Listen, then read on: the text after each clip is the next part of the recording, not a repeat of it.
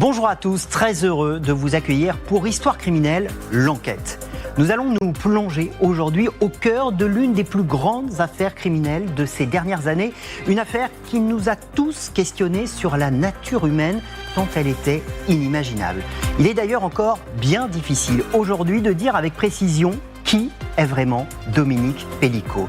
Cet homme de 73 ans, vous le savez, a été condamné il y a un an à 20 ans de prison pour avoir organisé les viols à répétition de son épouse. Mais la question est de savoir si Dominique Pellicot n'a pas fait pire. Est-ce que Dominique Pellicot ne serait pas un violeur en série, voire même un tueur en série? Son nom est aujourd'hui cité dans 5 autres affaires criminelles qui sont réétudiées. Dans un instant, nous allons recevoir Maître Florence Rowe. Cette avocate défend 2 femmes, l'une victime avérée de Dominique Pellicot, l'autre victime présumée de Dominique Pellicot. Avec elle, nous allons tenter de dessiner le parcours criminel de cet homme. Mais d'abord, plongeons-nous dans le mystère de cette double vie, plongeons-nous au cœur de la machine Dominique Pellicot. Dominique Pellicot, c'est un homme qui a un profil parfaitement lisse. Il est marié depuis 50 ans avec la même femme. Elle est encore très amoureuse de lui, elle le surnomme mon petit nounours. C'est le couple parfait, un couple modèle.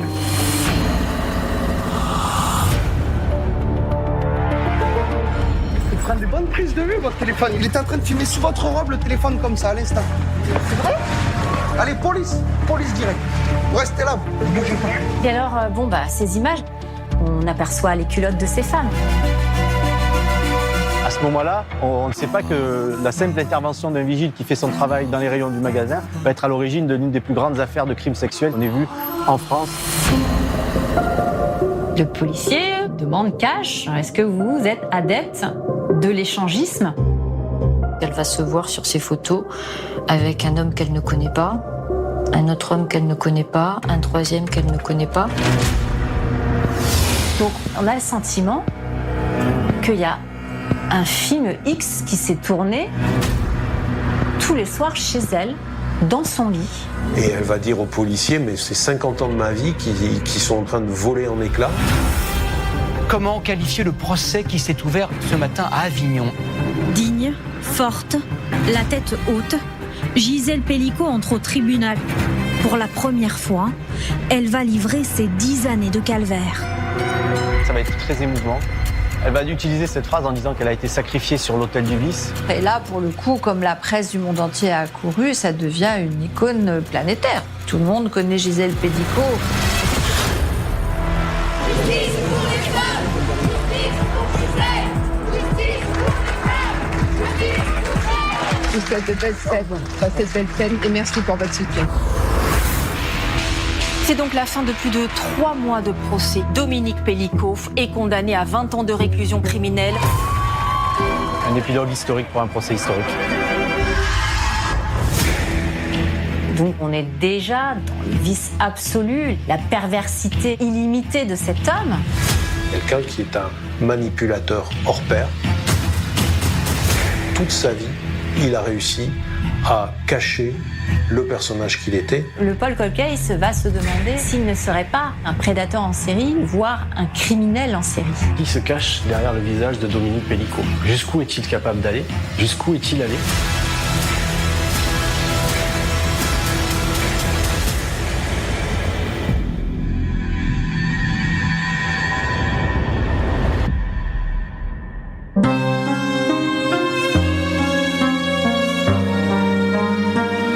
Pour bien comprendre cette histoire, l'une des plus terribles de ces dernières années, il faut remonter à la fin de l'été 2020. Nous sommes dans le sud de la France, à Carpentras. Carpentras, c'est une ville qui se situe au cœur du département du Vaucluse. C'est une petite ville, une ville moyenne, 30 000 habitants environ.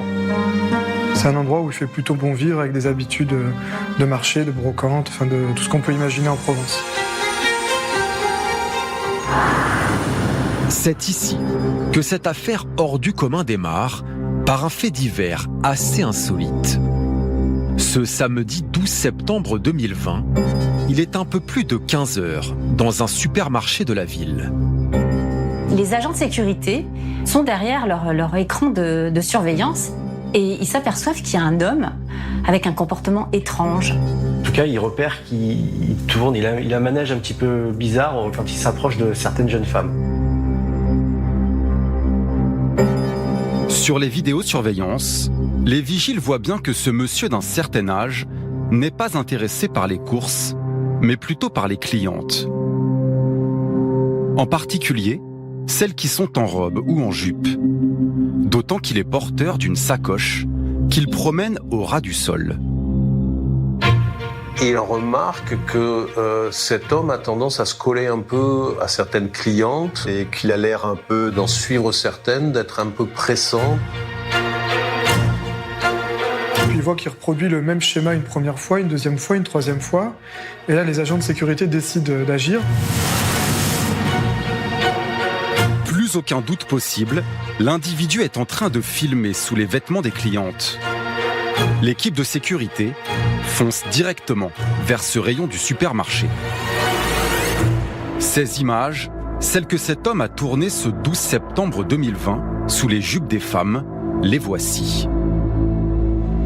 Après s'être discrètement approché de cette cliente, il passe sa sacoche plusieurs secondes sous son entrejambe. Un téléphone portable est dissimulé à l'intérieur. L'appareil, qui est en position vidéo, enregistre le son et l'image. Alors qu'il recommence avec une autre cliente qui ne s'est rendu compte de rien, l'un des vigiles fait irruption dans le rayon. L'homme est interrompu en pleine action. Il prend des bonnes prises de vue, votre téléphone. Il est en train de filmer sous votre robe. Si, vous portez plainte. Il est en train de filmer sous votre robe le téléphone comme ça, à l'instant. Allez, police direct. Vous restez là, vous bougez pas. Vous êtes un gros dégueulasse, vous, en fait. Ouais, vous êtes un gros dégueulasse. Vous avez de la chance, je vous jure, c'est ma mère, je vous arrache la tête. Le vigile fait immédiatement alerter le commissariat de Carpentras. Il sait que si la victime ne dépose pas plainte, l'homme s'en tirera probablement avec un simple rappel à la loi. L'agent de sécurité insiste et la cliente finit par accepter d'attendre la police. Madame, je compte sur vous, vous portez plainte. Parce que là, il faut aller jusqu'au bout. Les comportements comme ça, c'est prison. Vous reculez, vous reculez. À 15h30, 2 policiers se présentent dans le local de sécurité du supermarché. L'homme à la sacoche ne leur oppose aucune forme de résistance. C'est un monsieur aux cheveux blancs, bien habillé, même plutôt élégant. Il n'a pas du tout le profil du voleur à l'étalage ou de la personne qui va venir semer la perturbation. Il dit qu'il s'appelle Dominique Pellicot. Il dit que c'est un retraité de 68 ans qui habite à Mazan, une petite commune à côté de Carpentras. Face aux policiers, le sexagénaire se montre même très coopératif. Il accepte de vider le contenu de sa sacoche. Ils saisissent alors un caméscope et 2 téléphones portables, dont celui qui était dissimulé à l'intérieur. C'est là qu'ils vont voir qu'il y a 5 vidéos qui ont été tournées le jour même dans le magasin pendant que justement ce monsieur déambulait dans les rayons. Et alors, ces images, elles révèlent que c'est filmé en dessous des robes et des jupes de ces 3 femmes. On aperçoit les culottes de ces femmes. Pour les forces de l'ordre, voilà des preuves irréfutables. Et sans la présence d'esprit de cet agent de sécurité, la monstrueuse affaire des viols de Mazan n'aurait peut-être jamais été révélée. À ce moment-là, on ne sait pas que la simple intervention d'un vigile qui fait son travail dans les rayons du magasin va être à l'origine de l'une des plus grandes affaires de crimes sexuels qu'on ait vues en France. Riyad Doua est journaliste au quotidien régional Vaucluse Matin. Il suit cette histoire depuis le premier jour, ce fameux samedi de septembre 2020. Quand Dominique Pellicot est arrêté, c'est ici qu'il va arriver, au commissariat central de Carpentras. C'est le gardé à vue idéal un peu, Dominique Pellicot, parce que lui dit oui à tout, il se confond en excuses, il demande pardon. Il est un peu penaud, évidemment, c'est pas très glorieux. Et il va dire que il y a eu ce fantasme, voilà, ça l'a émoustillé. C'est un homme qui a un profil parfaitement lisse. Il est marié depuis 50 ans avec la même femme. C'est un grand-père, il a des enfants, il a des petits-enfants. Dominique Pellicot n'a aucun antécédent judiciaire. L'enquête s'achemine donc vers un simple délit de voyeurisme, passible d'une amende et de prison avec sursis. Mais les policiers ont quand même des doutes. Aurait-il agi de la sorte auparavant ?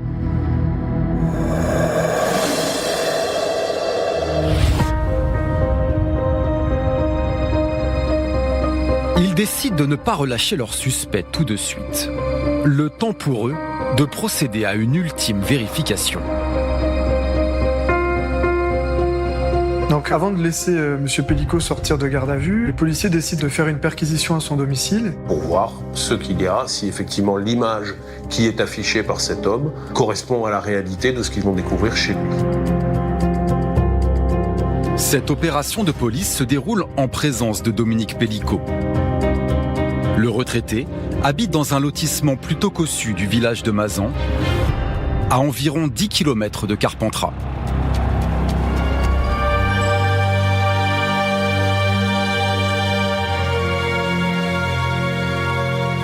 Nous sommes ici au cœur du dossier, puisque nous sommes là où habitait Dominique Pellicot avec son épouse, avec Gisèle. C'est ici que la police est venue perquisitionner dans cette petite maison qui est derrière nous, là-bas. Alors c'est une très belle maison, c'est une maison typiquement provençale, presque un mas, avec un grand jardin, des arbres qui sont très bien entretenus, et puis une piscine. Les enquêteurs procèdent à une fouille des lieux, à la recherche de tout support informatique susceptible de contenir des images. Ils vont découvrir des ordinateurs, des appareils photo, des clés USB, des cartes. Tout ceci est mis sous scellé et va être prélevé pour être analysé ensuite au commissariat par des experts. En attendant, Dominique Pellicot, lui, est remis en liberté. Son procès pour voyeurisme sera fixé à février 2021, soit 4 mois plus tard, devant le tribunal correctionnel. À ce moment-là, personne ne peut imaginer quel sera le dénouement de cette affaire.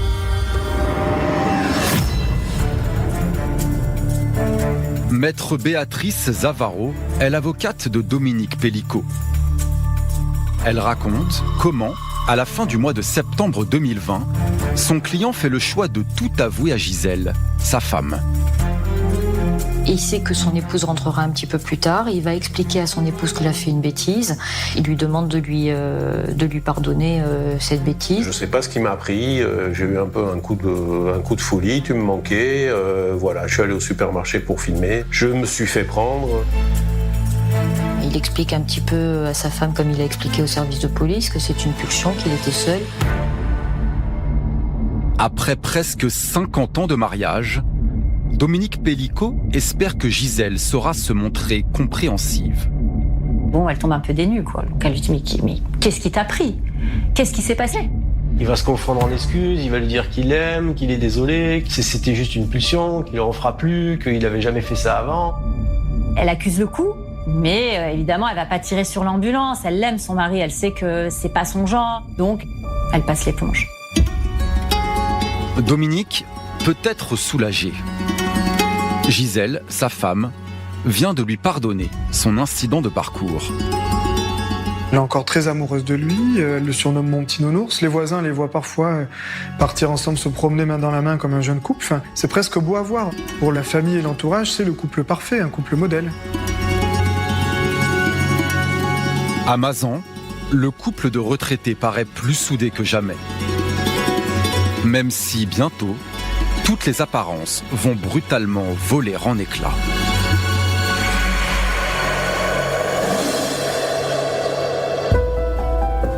Deux semaines plus tard, Dominique Pellicot doit se soumettre à une obligation ordonnée par la justice. Être examiné par un médecin psychiatre de Carpentras, le docteur Laurent Layet. D'emblée, Pellicot parle de sa femme en des termes très élogieux. Il adore Gisèle, avec qui il a pris sa retraite dans la région 7 ans auparavant.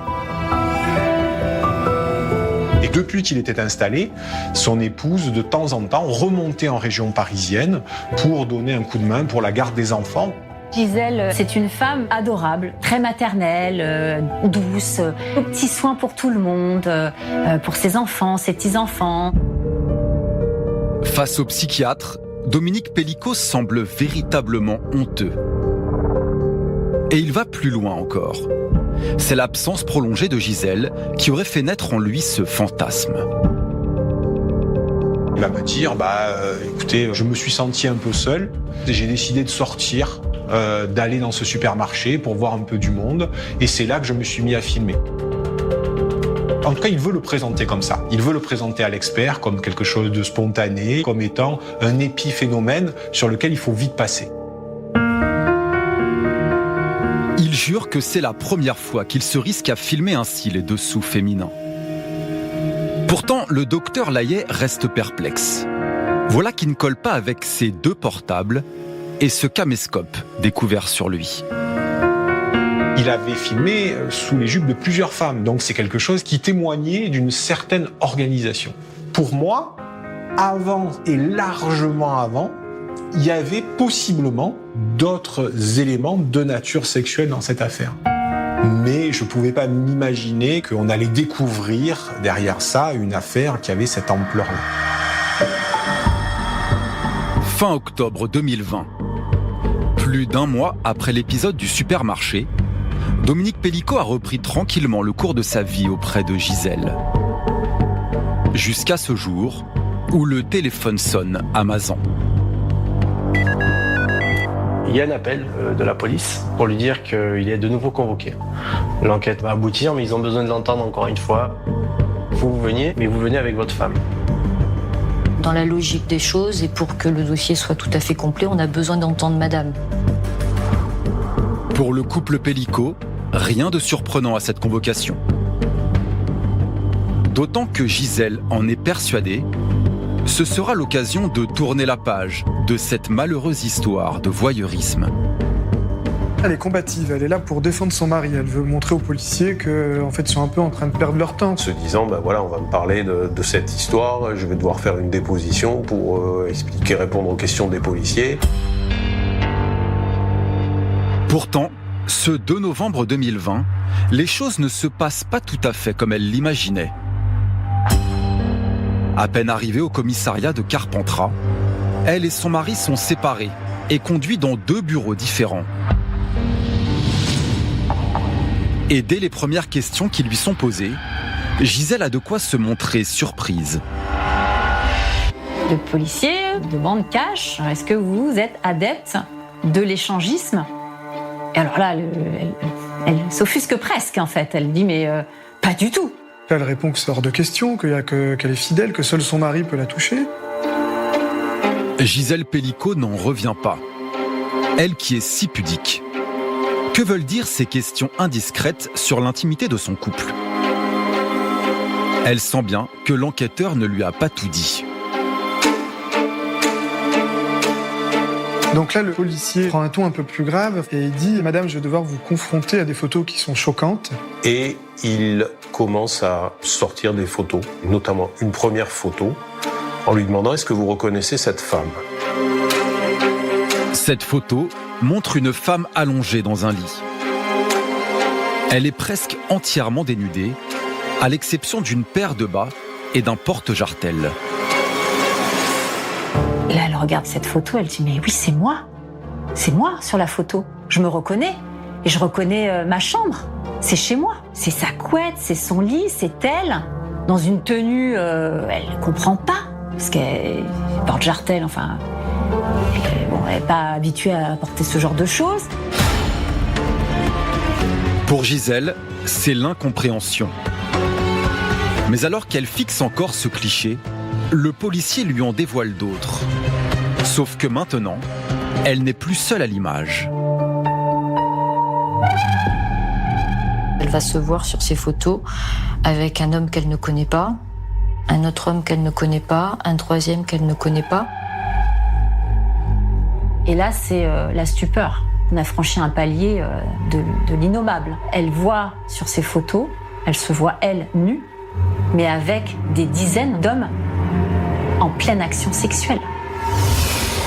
Donc on a le sentiment qu'il y a un film X qui s'est tourné tous les soirs chez elle, dans son lit. Gisèle est pétrifiée d'horreur. Ce sont plusieurs dizaines de photos pornographiques qu'elle a maintenant sous les yeux. Et l'enquêteur continue, encore et encore. Et ces photos sont terribles parce qu'on se rend compte sur les images qu'elle est profondément endormie. On voit qu'elle est inerte. Elle peut être la tête en arrière, des fois même les yeux ouverts, mais on voit que le blanc de ses yeux. Des images insoutenables sur lesquelles Gisèle apparaît totalement inconsciente. Elle ne reconnaît aucun de ses visages et surtout, elle ne se souvient de rien. La police lui montre alors des messages que Dominique, son mari, adressait à ces hommes. Ils lui retranscrivent les échanges de SMS où Dominique Pellicot explique comment il écrase des anxiolytiques ou des tranquillisants, comment il aime les mélanger à la purée de sa femme. Il dit « Je dilue dans de la purée, dans de la soupe, une dizaine de comprimés pour endormir ma femme. » En fait, il le dit clairement dans les messages. La suite, ce sont des instructions qui sont données par Dominique à quelqu'un qu'on ne connaît pas pour venir jusqu'à leur villa. Pour Gisèle, c'est un véritable coup de massue. Elle comprend qu'elle a été droguée par son mari pendant des années pour être livrée sexuellement à des dizaines d'inconnus. Et elle va dire aux policiers, mais c'est 50 ans de ma vie qui sont en train de voler en éclats. Elle se dit « Mais comment Dominique, l'homme de ma vie, a pu me faire ça? Comment est-ce possible ?» Tandis que ces révélations laissent Gisèle sous le choc, Dominique Pellicot, lui, est interrogé dans un bureau voisin. Et dès les premières questions, c'est la stupéfaction. Il se montre beaucoup moins coriace que les policiers ne l'imaginaient. C'est-à-dire qu'il va avoir une réaction très spontanée. Ils vont pas avoir beaucoup de mal pour lui faire avouer ce qui s'est passé. Pas besoin d'insister beaucoup, il reconnaît quasiment immédiatement les faits. Il explique que oui, il a fait venir des inconnus. J'ai donné des médicaments à ma femme pour l'endormir, oui. Oui, j'ai donné ma femme à ces hommes-là. Oui, j'ai participé également, parfois, à ces actes sexuels. Dominique Pellicot vient de tout avouer en bloc. Au fil de son interrogatoire, il semble même libérer sa conscience. Et il explique comment il en est venu, 10 ans plus tôt, à droguer sa femme pour commettre l'irréparable.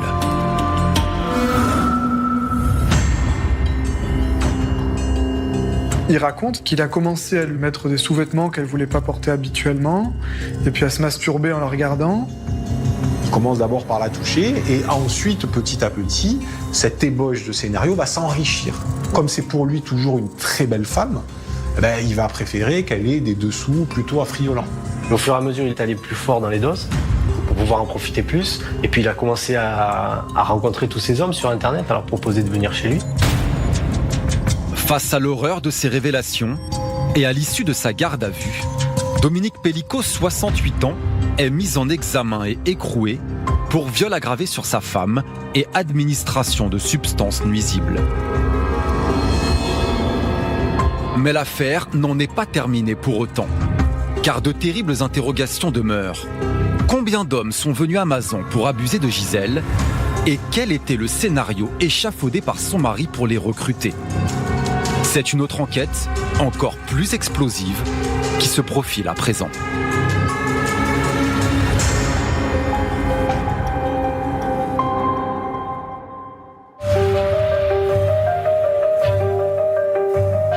Novembre 2020.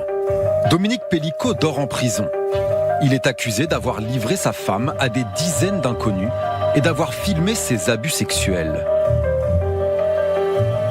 Mais jusqu'à quel point a-t-il pu pousser les limites de la perversité? Et comment a-t-il fait venir tous ces inconnus dans sa chambre conjugale?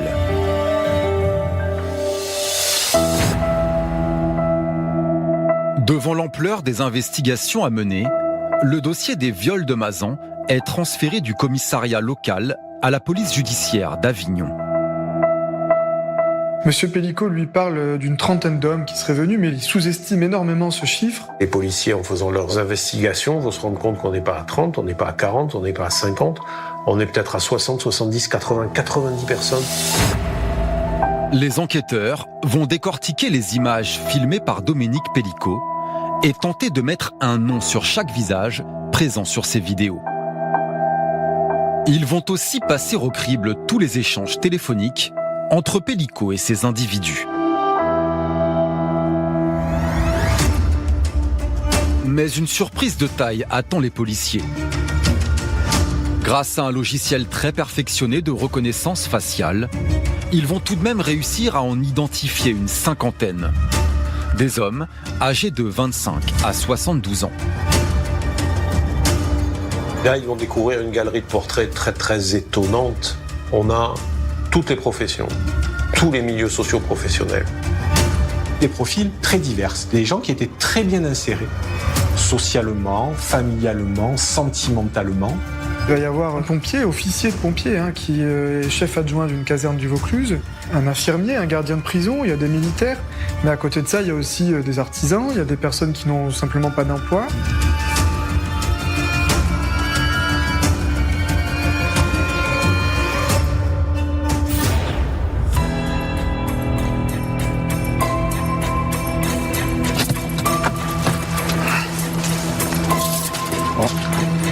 Nous sommes ici sur le parking où Dominique Pellico avait l'habitude de donner rendez-vous à ceux qui venaient participer à ces soirées. On est à 150 mètres, 200 mètres de la maison de Dominique Pellico, un parking qui est un peu à l'écart, un peu discret, l'endroit idéal pour passer inaperçu.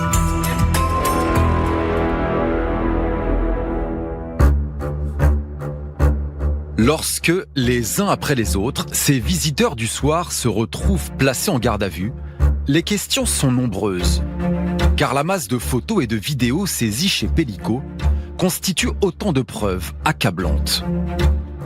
Au fur et à mesure que les policiers abattent leurs cartes, ils s'adaptent et ils évoluent. Et ils reconnaissent au fur et à mesure. Il y en a qui vont dire oui, moi j'avais l'autorisation, j'ai pas vu de mal en fait. J'ai fait plaisir au mari et j'ai couché avec la dame.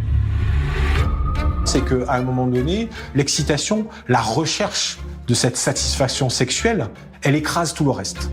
Elle écrase l'interdit. Sous la pression de la police, la plupart des suspects passent aux aveux. Et ils racontent comment Dominique Pellico leur imposait des règles très strictes, à respecter obligatoirement dans les moindres détails. Et ces règles, les voici. Une fois arrivé dans sa maison de Mazan, en pleine nuit, le rituel qu'ils décrivent est toujours le même. Ils doivent d'abord se déshabiller, sans un bruit, dans la cuisine. Si Gisèle se réveillait en plein acte sexuel, il fallait absolument que ces hommes puissent partir rapidement et ne rien laisser dans la chambre, c'est-à-dire un slip, une chaussure, une chaussette. Ils devaient se passer les mains sous l'eau chaude pour éviter qu'il y ait des différences de température quand ils venaient à toucher Madame Pellico. Ils avaient aussi ordre de ne porter aucun parfum, de ne pas fumer, pour qu'il n'y ait pas d'odeur corporelle, l'haleine de la cigarette, et que ça ne puisse pas la sortir de son sommeil. Pressés par les enquêteurs, les suspects se défendent comme ils peuvent. Certains jurent qu'ils pensaient participer à un scénario sexuel imaginé par un couple libertin consentant. Pourtant, face aux images de Gisèle, inerte, impossible de contester l'évidence. Comment peuvent-ils émettre l'hypothèse que c'était un jeu sexuel et qu'au fond, elle était d'accord? Mais c'est complètement aberrant parce que on le voit bien sur les vidéos et sur les photos, on dirait qu'elle est morte. À un moment, sur certaines vidéos, on l'entend ronfler. Et c'est difficile, quand vous avez quelqu'un qui ronfle, de dire que pour vous, non, elle est réveillée. C'est un jouet qu'on peut mettre à disposition d'autres personnes. Et ça montre qu'on a la main mise et qu'on a le contrôle absolu sur cet objet sexuel. Une femme offerte inconsciente pendant des années à des dizaines et des dizaines de prédateurs sexuels. Les policiers sont face à un véritable réseau organisé par son propre mari. Fin septembre 2021, presque tous les violeurs présumés de Mazan ont été incarcérés. C'est à ce moment que la France entière découvre cette affaire hors du commun. Et cela va faire l'effet d'une bombe. Ils sont tous soupçonnés de viol sur une sexagénaire qui, pendant 10 ans, a été droguée par son mari.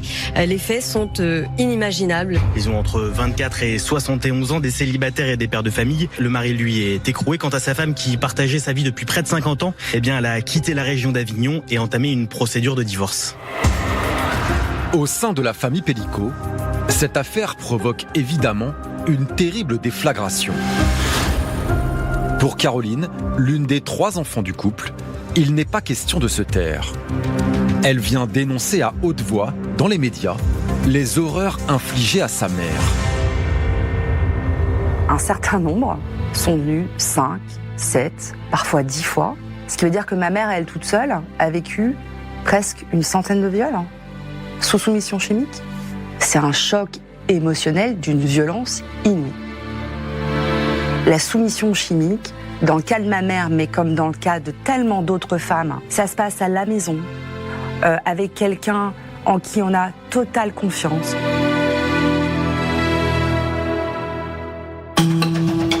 Maître Florence Rowe est l'avocate de Caroline, la fille de Dominique et de Gisèle Pellico. Elle explique comment sa cliente a découvert ce qui pourrait être un degré supplémentaire dans l'horreur. Au cours de l'enquête, en fouillant le matériel informatique de son père, la police est tombée sur une étrange photo. Un cliché de Caroline, en sous-vêtements, dans une scène très équivoque. On voit bien d'ailleurs que Caroline dort dans une position plutôt lascive, les draps repoussés sur le côté, une petite lumière qui éclaire juste ce qu'il faut. Il y a une véritable mise en scène sexuelle. Quand elle sait ce que Dominique Pellico a infligé à son épouse, donc à la mère de Caroline, Caroline se dit « mais il m'a fait la même chose. En réalité, il m'a droguée et peut-être bien qu'il m'a aussi violée ou fait violer. » Des accusations que Dominique Pellico va nier en bloc durant toute l'instruction. Mais devant les viols subis par leur mère, pendant toutes ces années, Caroline et ses 2 frères ne peuvent que redouter le pire. Jamais de la vie on aurait pu imaginer une telle chose de la part de notre père. Je n'ai jamais vu mon père dévisager une femme. Je n'ai jamais surpris mon père en train de regarder un film pornographique. Nous, on était une famille, tout ce qu'il y a de plus uni, hyper proche de nos parents. On se dit, mais comment c'est possible ? Alors, comment un père de famille aussi insoupçonnable a-t-il pu se livrer à de telles atrocités ? 4 ans après le début des investigations, pour Dominique Pellico, le compte à rebours a commencé. Le procès des viols de Mazan approche à grands pas.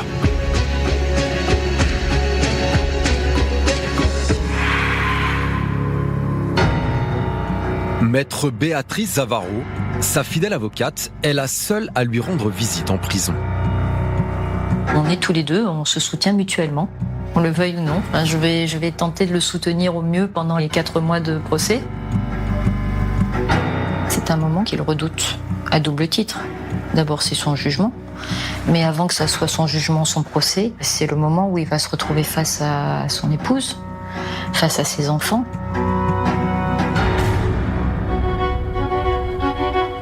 Le 2 septembre 2024, l'heure de vérité a enfin sonné.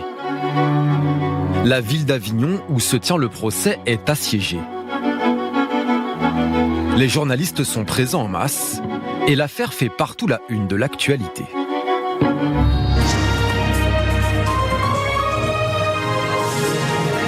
Comment qualifier le procès qui s'est ouvert ce matin à Avignon ? Un homme est accusé d'avoir drogué son épouse et d'avoir recruté des dizaines d'inconnus sur Internet pour la violer pendant 10 ans. C'est l'effervescence devant la cour criminelle du Vaucluse. Avant même l'ouverture de ces 4 longs mois d'audience, tout le monde se presse pour voir Dominique Pellico dans le box des accusés.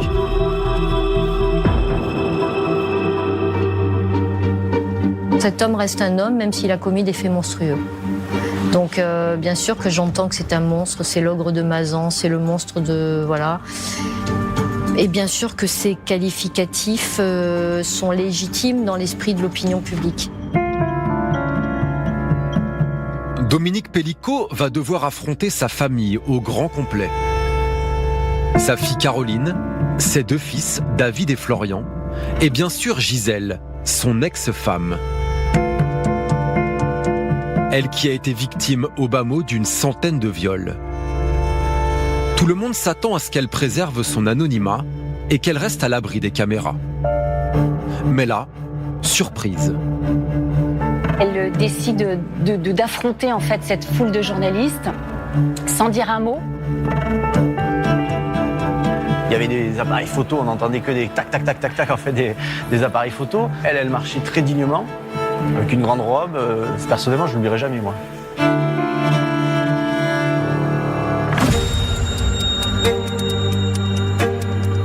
C'est là, au tout premier jour du procès, qu'un véritable coup de tonnerre se produit. Gisèle Pellicot et ses avocats font le choix de ne pas demander le huis clos. C'est-à-dire que la partie civile a renoncé au fait de pouvoir juger ça en catimini. Ils ont demandé même le contraire, c'est-à-dire à ce que la presse assiste à l'ensemble des débats, puisse voir l'ensemble des vidéos, l'ensemble des pièces du dossier qui sont diffusées et que le public puisse faire la même chose. En acceptant de témoigner à visage découvert, Gisèle veut que ses agresseurs se retrouvent, eux aussi, en pleine lumière. C'est une première bataille de gagner à ce moment-là. Elle a pris le dessus psychologiquement et elle est en train de leur dire maintenant, moi je vous regarde les yeux dans les yeux et c'est à vous de baisser la tête. L'effet est instantané. Les caméras du monde entier convergent vers le tribunal d'Avignon où, contre toute attente, les audiences seront publiques. Certains médias qui ne couvrent habituellement jamais de procès vont s'intéresser à cette histoire. Je ne m'attendais pas à une telle médiatisation. Je savais, parce que j'avais eu quelques frémissements pendant l'instruction, que la presse nationale s'intéressait à cette affaire. Je n'envisageais pas du tout la presse internationale. Pas du tout. Anglais, allemand, espagnol, italien. Plus de 70 médias étrangers se font accréditer.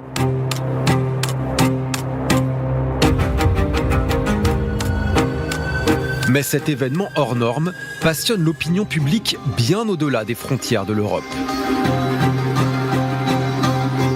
Le combat mené par Gisèle Pellicot se propage sur les 5 continents.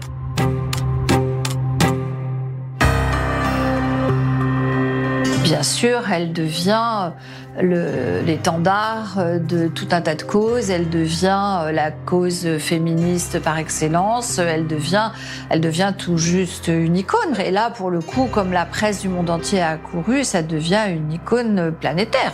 Tout le monde connaît Gisèle Pellicot jusqu'au fin fond de la Papouasie. Et tout de suite, le procès de Dominique Pellicot. Cette affaire choquante d'un Français qui faisait violer sa propre femme. Presque tous les pays de la planète ont les yeux rivés sur le procès d'Avignon. En particulier lorsque, au 3e jour d'audience, la victime a le droit de s'exprimer à la barre. C'est le moment que tout le monde attend. Digne, forte, la tête haute, Gisèle Pellicot entre au tribunal ce matin. Elle va livrer ses 10 années de calvaire. Au début de sa déposition, Gisèle fait preuve d'une certaine retenue. Elle commence par évoquer sa vie de famille, qui était presque parfaite avant tout cela. Elle raconte d'abord l'amour qu'elle a pu avoir pour Dominique Pellicot, où elle décrit finalement la famille normale, et elle jette pas tout à la poubelle. Pour elle, c'était toujours son amour de jeunesse. Donc il faut imaginer la fracture qu'elle a eue dans sa tête. Seule face à son ex-mari, seule face à ces dizaines d'hommes qui ont abusé d'elle, Gisèle tient le coup. Et le témoignage qu'elle livre bouleverse toute l'assistance. Ça va être très digne mais très émouvant. Elle va utiliser cette phrase en disant qu'elle a été sacrifiée sur l'autel du vice. Il y a aussi la pression de tous ces individus qui sont derrière moi. Et je sens bien qu'on essaye, au niveau des questions, de me piéger, bien évidemment. Donc, j'essaye de répondre le mieux possible. Après son témoignage choc, les paroles de Gisèle ont un tel écho dans la société que les rassemblements spontanés se multiplient devant le tribunal de la Cité des Papes. Des groupes féministes viennent se présenter, font des actions. Il y a des banderoles qui sont affichées sur les remparts face au palais de justice. Des femmes vêtues de violet qui viennent à la sortie de l'audience. Elles dansent, elles chantent. Avignon est devenu le rendez-vous incontournable des féministes en France, voire même en Europe. Gisèle, nous sommes avec toi. Gisèle, nous sommes avec toi. On l'applaudit quand elle rentre dans l'enceinte du tribunal. On va à sa rencontre, on lui dit qu'on la soutient, qu'on l'admire même. On lui apporte des cadeaux, des fleurs, du chocolat pour essayer de l'aider à tenir ce choc. Les jours suivants, c'est la cohue pour tenter d'approcher Gisèle Pelicot. Par solidarité, de nombreuses femmes sont présentes à ses côtés. Gisèle reprend le slogan féministe « La honte doit changer de camp ». J'ai même envie de dire qu'elle l'incarne. Et c'est important de lui dire merci, bravo, on est toutes avec vous. C'est vraiment important d'être là en soutien à ça, enfin, ce qu'elle a fait, quoi. Je veux dire, elle a renversé la table, là, je veux dire, donc chapeau, quoi. Vraiment, merci, ouais.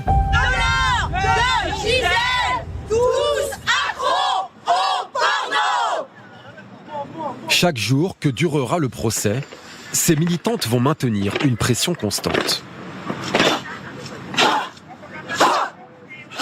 Alors pour tous ces misogynes, frères jusque dans l'horreur, nous exigeons un verdict exemplaire. 20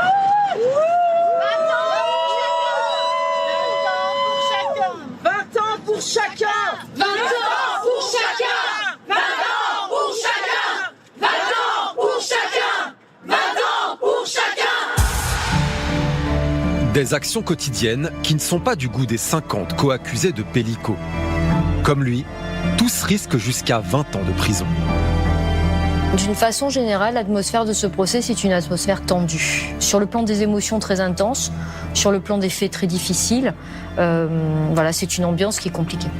Une ambiance comme ça qui est à la fois pesante, parfois malsaine, et c'est la première fois que je voyais ça à l'intérieur d'une salle d'audience et d'une cour criminelle. Une atmosphère qui devient parfois suffocante, y compris lors des suspensions d'audience. On voit tous ces hommes en fait dans la salle des parts perdues là qui est derrière nous, capuchés, masqués, certains qui arrivent avec des casquettes, qui se faufilent. Il faut imaginer ce défilé, ces hommes que tout le monde attend de voir, hein, qui sont les violeurs de Mazan, hein, parce que c'est comme ça qu'on les appelle. Les accusés se retrouvent ensemble donc autour de la machine à café et puis vont se mélanger eux aussi finalement avec le reste du public. C'est assez particulier. Pour le déjeuner, par exemple, il n'y a pas énormément de restaurants autour. Il y en a 2 ou 3 en face du tribunal. On mange à côté de Gisèle Pelicot qui déjeune avec ses avocats. À la table d'à côté, il y a un de ses violeurs présumés. Depuis le box, l'accusé principal, lui, assiste impassible au débat de la cour criminelle. Mais après 2 semaines d'audience, le procès entre dans le vif du sujet. Le monstre de Mazan va pouvoir s'exprimer. On va lui accorder un statut un peu privilégié. Il va avoir le droit de rester sur son siège lorsqu'il s'adresse à la cour. Normalement, on se lève et on parle au micro. Lui, on lui accorde ce droit de rester assis. Donc en fait, il a un peu cette stature de roi trônant sur son siège. Voilà, il en impose. En fait, on a l'impression d'avoir le grand gourou de toute cette affaire qui est mis en évidence à l'intérieur du box. Alors que le procès arrive dans sa phase décisive, tout le monde retient son souffle. Devant l'horreur à l'état pur de ces viols infligés à Gisèle, comment Dominique Pelicot va-t-il pouvoir se défendre ? Quant à ses co-accusés, échapperont-ils à de lourdes peines de prison ?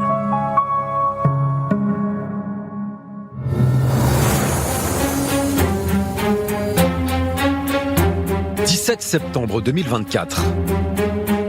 La tension monte au tribunal d'Avignon.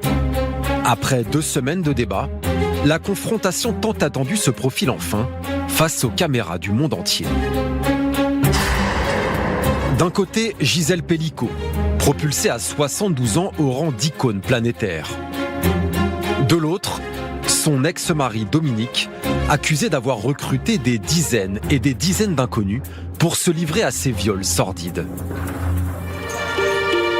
Il redoute le premier face-à-face avec son épouse, puisqu'il faut se rappeler quand même qu'ils se sont quittés le 2 novembre 2020 dans ce hall d'entrée du commissariat de Carpentras. Je pense qu'il est très très angoissé à ce moment-là.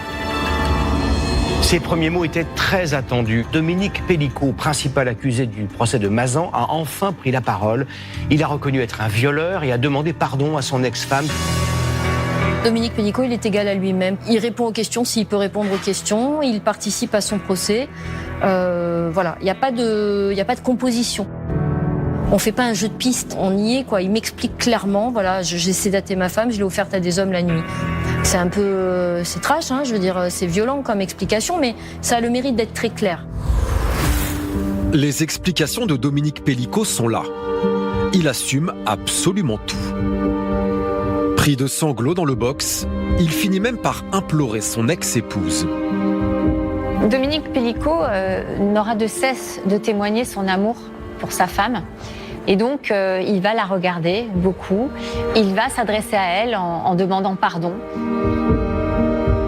Gisèle, quand elle s'adresse à la cour, elle ne va pas regarder son ex-mari. Elle va employer le nom de Dominique Pellicot. Et donc, elle va parler de lui à la troisième personne. Tandis que son face-à-face avec Gisèle crée la sensation, Dominique Pellicot fait profil bas, en espérant que la cour puisse en tenir compte.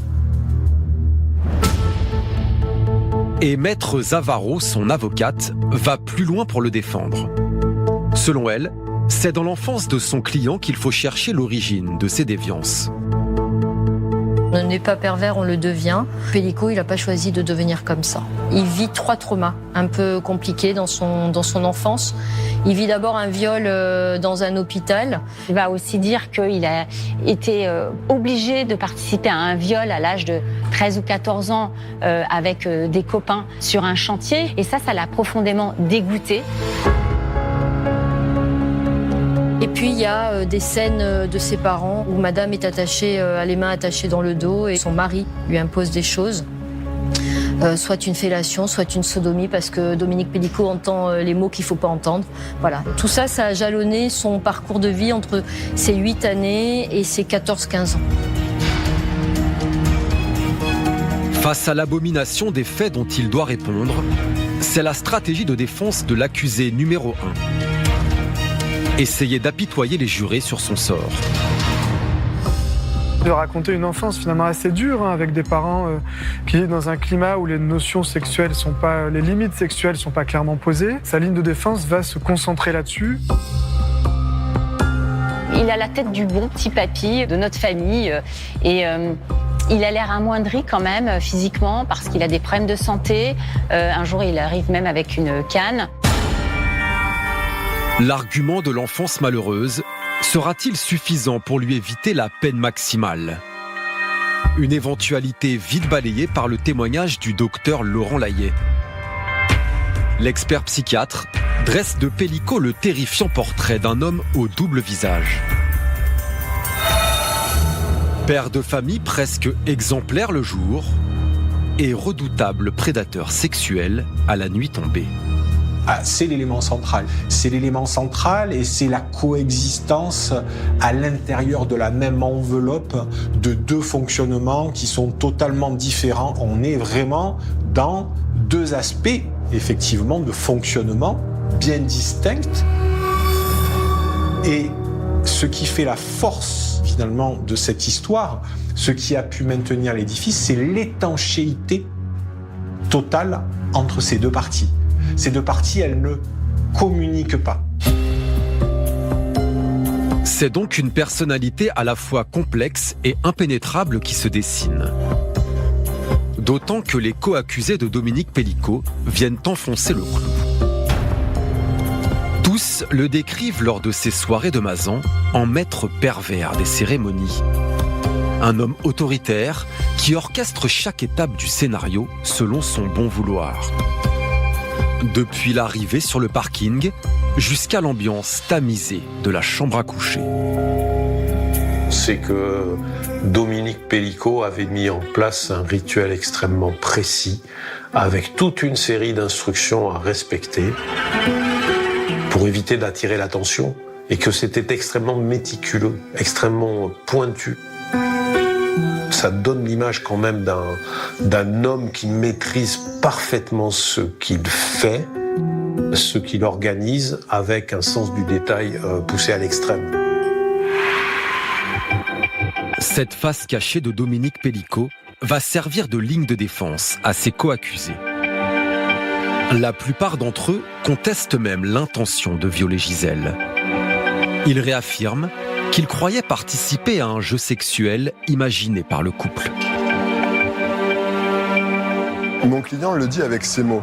Et ces mots, à mon sens, résument assez bien sa position, à savoir qu'il a commis des faits de viol, mais qu'il n'est pas un violeur. Pour qu'il y ait infraction, il faut qu'il y ait deux éléments. Un élément matériel que personne ne conteste dans ce dossier et un élément intentionnel. Et c'est là où est toute la problématique. L'élément intentionnel, c'est là où est le cœur du sujet. C'est même la seule question de ce dossier-là. Et est-ce que quand eux se joignent à cet acte-là, ils ont conscience de faire un viol et ils valident ça? Je ne pense pas. Et c'est pour ça que je plaide l'acquittement. Les avocats des violeurs présumés veulent à tout prix ériger Pellicot en expert de la manipulation. Car c'est lui qui planifiait ses rendez-vous nocturnes dans les moindres détails. Ils ont tout dit qu'on leur avait vendu un scénario de couple échangiste, de couple libertaire, et ils y sont allés. Incontestablement, Pellicot a une emprise sur les co-accusés. La personnalité de Pellicot et son mode de fonctionnement a beaucoup positionné en situation d'infériorité un certain nombre d'accusés. Quelqu'un qui est extrêmement menteur, extrêmement intelligent et qui en fait a cette façon et cette facilité, cette propension à vous vendre un scénario et à créer un environnement qui vous fait croire à la véracité de celui-ci. À mesure que leurs avocats tentent d'accabler Pellicot, les autres accusés espèrent obtenir des acquittements, ou du moins la clémence du jury. Mais les projections des vidéos où Gisèle dort profondément vont peser très lourd. Alors leur positionnement de défense, justement de nier le viol, c'est un point qui va heurter énormément le public. C'est d'autant plus difficile à entendre qu'on a des hommes qui sont venus jusqu'à 6 fois au domicile pour violer Gisèle Pellicot. Donc on peut difficilement croire que ces hommes qui sont venus de nombreuses fois n'étaient pas conscients de ce qu'ils faisaient. 27 novembre 2024. Déjà 3 mois d'un procès sous haute tension, avec un Dominique Pellicot qui plaide coupable à 100% et des co-accusés qui le chargent au maximum. À l'heure du réquisitoire, c'est la dernière ligne droite. Et les 2 avocats généraux se montrent sans pitié pour l'ensemble des accusés. En particulier pour Pellicot. La peine que l'accusation a requise à l'encontre de Dominique Pellicot est de 20 années de réclusion criminelle. Le maximum légal encouru et c'était sans surprise. Donc je l'ai entendu. Je l'accepte pas forcément, mais je l'ai entendu. S'agissant des autres accusés, c'est au cas par cas. Il y a ceux qui sont venus une seule fois à Mazan et ceux qui ont récidivé en toute connaissance de cause. Parce que évidemment, ils peuvent pas tous prendre la même peine. Il faut différencier chaque individu. Et donc, les réquisitions pour les 50 autres accusés vont de 4 ans de prison jusqu'à 18 ans. Pour les avocats de la défense, des réquisitions inacceptables. Leurs clients seraient victimes, selon eux, de la déferlante médiatique autour du procès. Moi, je pense que c'est des réquisitions qui sont simplement une réponse à ce que veut l'opinion publique. Je trouve qu'il s'agit de réquisitions injustes, d'une sévérité exceptionnelle, qui ne tiennent compte que d'une notion de groupe. Je suis certain que si jamais ces 51 personnes avaient été prises individuellement dans 51 dossiers différents, les réquisitions auraient été tout à fait autres. Au moment où la Cour se retire pour délibérer, c'est la planète entière qui retient son souffle. Mais le procès des viols de Mazan est d'ores et déjà entré dans l'histoire. Il est historique d'abord sur sa physionomie, si je puis dire. C'est-à-dire que vous avez 50 accusés pour une partie civile principale. Il est historique sur le fait que Mme Pellicot refuse ce huis clos. Il y a 652 ans au total qui ont été requis contre l'ensemble des accusés, donc c'est assez hors norme. Et puis ce procès, il est historique parce que il a soulevé de nombreuses questions sur la place de la femme, la soumission, le consentement, et on a l'impression qu'il y aura un avant et un après procès Pellicot. 188 médias au total, 86 médias étrangers avec des ajouts de dernière minute. La presse canadienne, la presse brésilienne, c'est jamais vu pour un procès français, une affluence médiatique bien plus importante que pour le procès des attentats terroristes de Paris. Pour la famille de Gisèle aussi, l'attente du verdict est difficile. Et la fin de ce procès a un goût amer, en particulier pour Caroline, la fille du couple. Elle qui est persuadée d'avoir subi le même sort que sa mère et qui estime ne pas avoir été suffisamment entendue durant ces longues semaines. Je suis donc victime de soumission chimique de la part de mon père à des fins d'abus sexuels. Et ça, c'est une conviction. Et malheureusement, je n'ai pas les preuves. Je n'ai pas les preuves matérielles, toxicologiques, tangibles, pour pouvoir le faire valoir dans cette cour. Une désillusion qui va entraîner une véritable rupture affective entre Gisèle et sa fille. Caroline, estimant avoir été la victime oubliée de cette affaire. C'est compliqué un procès de cette nature sur la relation d'une mère et sa fille parce qu'il n'est question que de Gisèle et tant mieux, elle est heureuse que la cause de sa mère soit entendue, mais la sienne, en revanche, est totalement passée sous les radars et complètement négligée. Pressé de questions à ce sujet durant le procès, Dominique Pellicot a toujours nié. Mais pour l'avocate de Caroline, l'accusé ne dit pas toute la vérité. Si jamais cela était le cas, les mêmes agressions que celles qu'il a fait subir à son épouse sur sa propre fille, ça prend encore une dimension très différente. Et est-ce que ça, si ça existe, il a envie vraiment qu'on en parle ? Dominique Pellicot a beau être relancé, questionné, vous pouvez le cuisiner tant que vous voulez, et quand il n'a pas décidé de dire quelque chose, il dit rien. Après le face-à-face avec leur père, David, suivi de son frère Florian Pellicot, apparaissent désabusés. Nous sommes toujours à la recherche de la vérité. Est-ce qu'à l'issue de ce procès, on l'aura ? Probablement pas. Un procès où David et Florian Pellicot, qui se sont rangés du côté de leur sœur, n'auront jamais de réponse à leurs questions.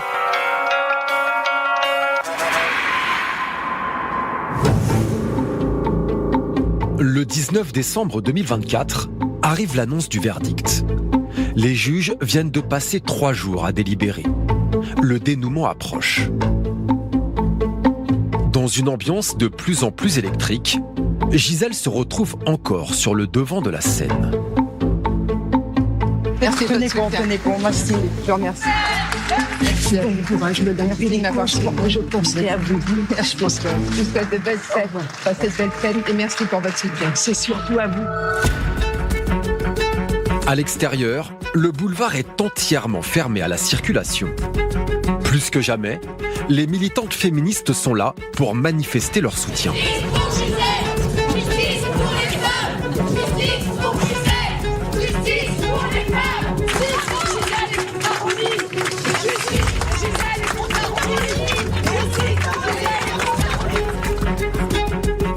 Tandis que la police se déploie massivement, les accusés qui comparaissent libres arrivent sous les huées.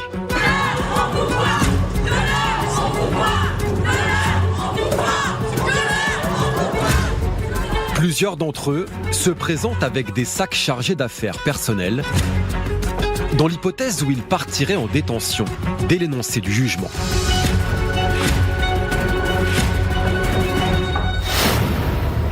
C'est donc la fin de plus de 3 mois de procès, avec chaque jour des audiences très difficiles et même insoutenables. Dominique Pellico est condamné à 20 ans de réclusion criminelle. Les 50 hommes justement qui comparaissaient avec lui sont eux aussi tous reconnus coupables. 26 dormiront ce soir en prison. Le point sur ce verdict historique rendu devant une foule immense. Sans grande surprise, tout le monde a été reconnu coupable. Les peines, par contre, pour la plupart de tous les accusés sont en dessous des réquisitions, certaines pour beaucoup d'ailleurs, mais sinon quand même tout le monde a été condamné. Souriante, escortée par une dizaine de policiers en civil, Gisèle Pellico vient d'apprendre que les 51 accusés ont tous été reconnus coupables sans exception. Sa fille Caroline sort de la salle d'audience à son tour. Madame, s'il vous plaît. Visage fermé, sans un mot. Son frère David sort lui saluer les soutiens de sa mère. Aucun des 50 coaccusés ne bénéficie d'un acquittement. Tous sont reconnus coupables de viol aggravé. Ils sont condamnés à des peines allant de 3 à 15 ans de prison. Dominique Pellico, lui, se voit infliger la peine maximale prévue par la loi. 20 ans de réclusion criminelle, dont les 2/3 de période de sûreté pour viol, complicité de viol et administration de substances nuisibles. Il y a certains qu'en tant qu'avocat, on voudrait toujours moins, mais en même temps, on se rappelle la nature des faits. C'est un verdict compréhensible, en tout cas, eu égard à la nature des faits.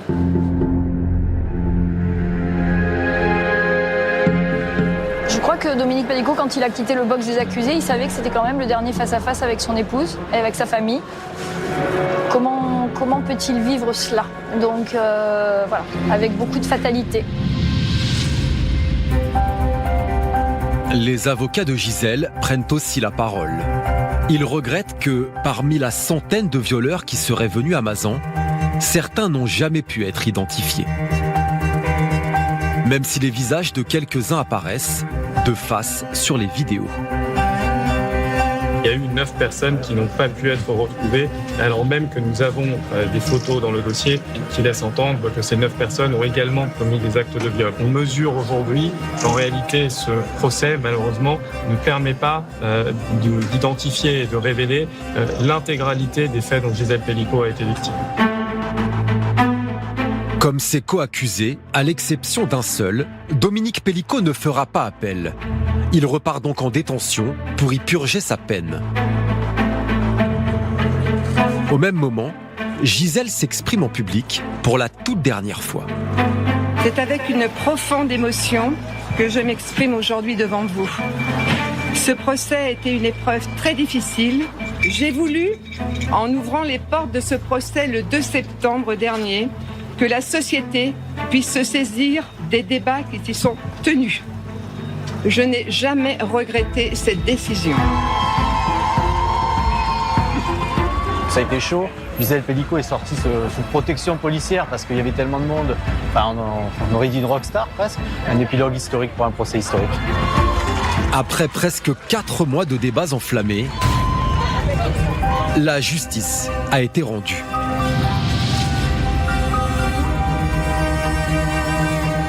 Le rideau vient de tomber sur ce procès à grand spectacle. L'affaire paraît terminée et pourtant, parmi les policiers, les interrogations se bousculent sur le cas de Dominique Pellico. Jusqu'à quelles extrémités a-t-il pu aller dans la perversion? Le monstre de Mazan dissimulerait-il d'autres secrets?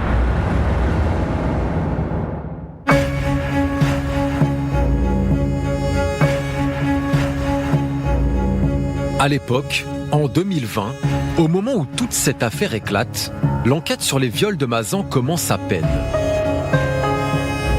Mais le profil de Dominique Pellico intrigue déjà beaucoup la police judiciaire d'Avignon. Devant le calvaire subi par sa femme durant tant d'années, les enquêteurs s'interrogent.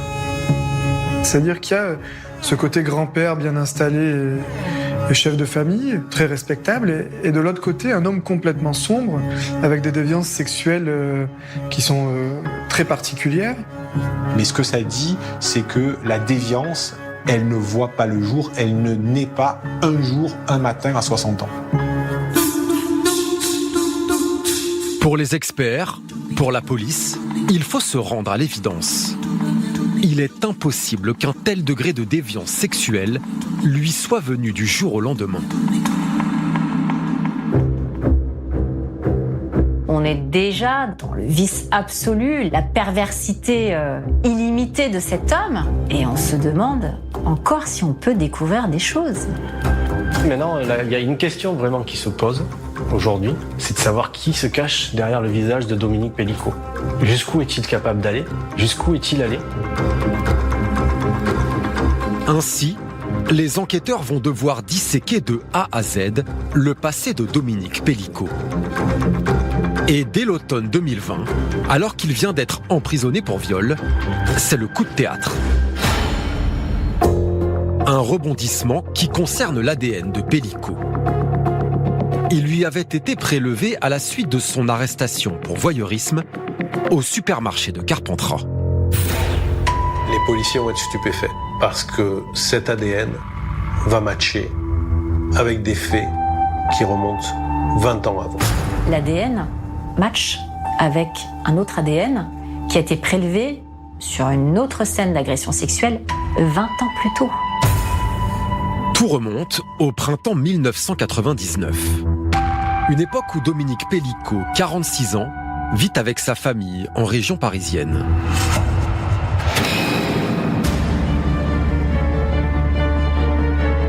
Cette précédente affaire commence dans une agence immobilière de Mitry-Mory, près de Roissy. Elle emploie depuis peu une jeune fille de 19 ans que nous appellerons Marion. Ce 11 mai 1999, Marion est dans l'agence immobilière dans laquelle elle travaille. Se présente un individu en fin de matinée. Il dit s'appeler Monsieur Rigaud et il lui explique qu'il est intéressé pour visiter un appartement qui est mis à la vente par son agence immobilière. Il est très bien habillé, il est très avenant, il est poli, il est courtois. Bon, et les voilà partis pour la visite. Marion conduit donc ce monsieur Rigaud jusqu'à l'appartement, situé dans une commune limitrophe de Seine-et-Marne.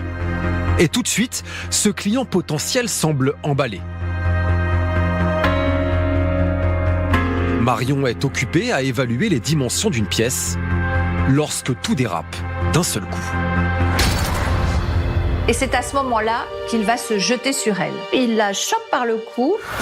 Elle est complètement tétanisée, elle ne sait pas ce qui se passe. Il serre, elle étouffe, elle ne peut plus respirer.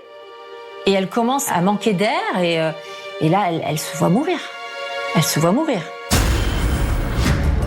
Pour Marion, impossible de se défaire de cette étreinte. Par sa force physique, l'homme la maintient de longues secondes à sa merci. Et à un moment donné, elle sent un objet froid dans le cou. Quelque chose de froid, de pointu, de coupant, comme un cutter sur sa gorge. Et là, évidemment, elle ne peut pas se débattre avec un cutter sous la gorge. Donc elle se dit, il va m'égorger. À partir de là, Marion ne peut que lui obéir. Son agresseur l'oblige à se mettre à plat ventre, face contre terre. Et à cet instant, il lui appose un linge ou une compresse sur le nez et elle dit reconnaître une odeur d'hôpital, une odeur proche de l'éther. Il va lui apposer cette compresse sur le nez et la bouche. Elle sent qu'elle part, qu'elle est dans les vapes. Et elle a cet instinct d'arrêter de respirer. L'utilisation de l'éther, un élément qui aura toute son importance par la suite. Alors qu'il imagine que Marion a perdu connaissance, l'individu entreprend de la ligoter, les mains dans le dos, avec une corde. Et alors qu'il commence à retirer la culotte, là, Marion, elle voit rouge et elle va avoir un sang-froid incroyable. Donc elle va se relever, elle lui donne un coup de tête et puis elle lui attrape les parties intimes, elle lui les tord comme si elle fermait un robinet de toutes ses forces. Là, c'est tellement fort qu'il la lâche. Son agresseur pousse un hurlement de douleur. Marion, à demi dévêtue, a juste le temps de se réfugier dans la première pièce qui s'offre à elle.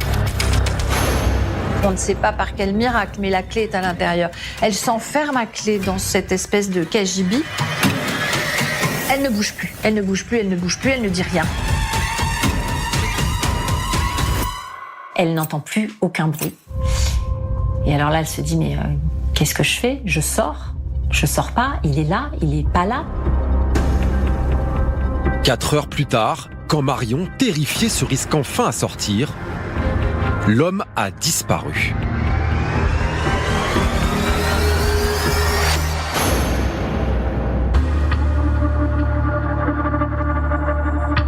Lorsqu'elle vient déposer plainte au commissariat, des policiers foncent jusqu'au lieu de l'agression. Dès les premières photos de constatation qu'ils prennent dans l'appartement, un indice leur saute immédiatement aux yeux. On se rend compte que sûrement à cause de la bagarre qu'il y a eu entre eux, qui a été très violente, l'homme a saigné, il a été blessé, et on retrouve une goutte de son sang sur l'une des chaussures de la victime. Ils vont pouvoir extraire un ADN de cette goutte de sang. Cet ADN masculin restera inconnu pendant très longtemps. Jusqu'à ce qu'il matche 20 ans plus tard, suite à l'interpellation de Dominique Pellicot dans le volet des viols de Mazan.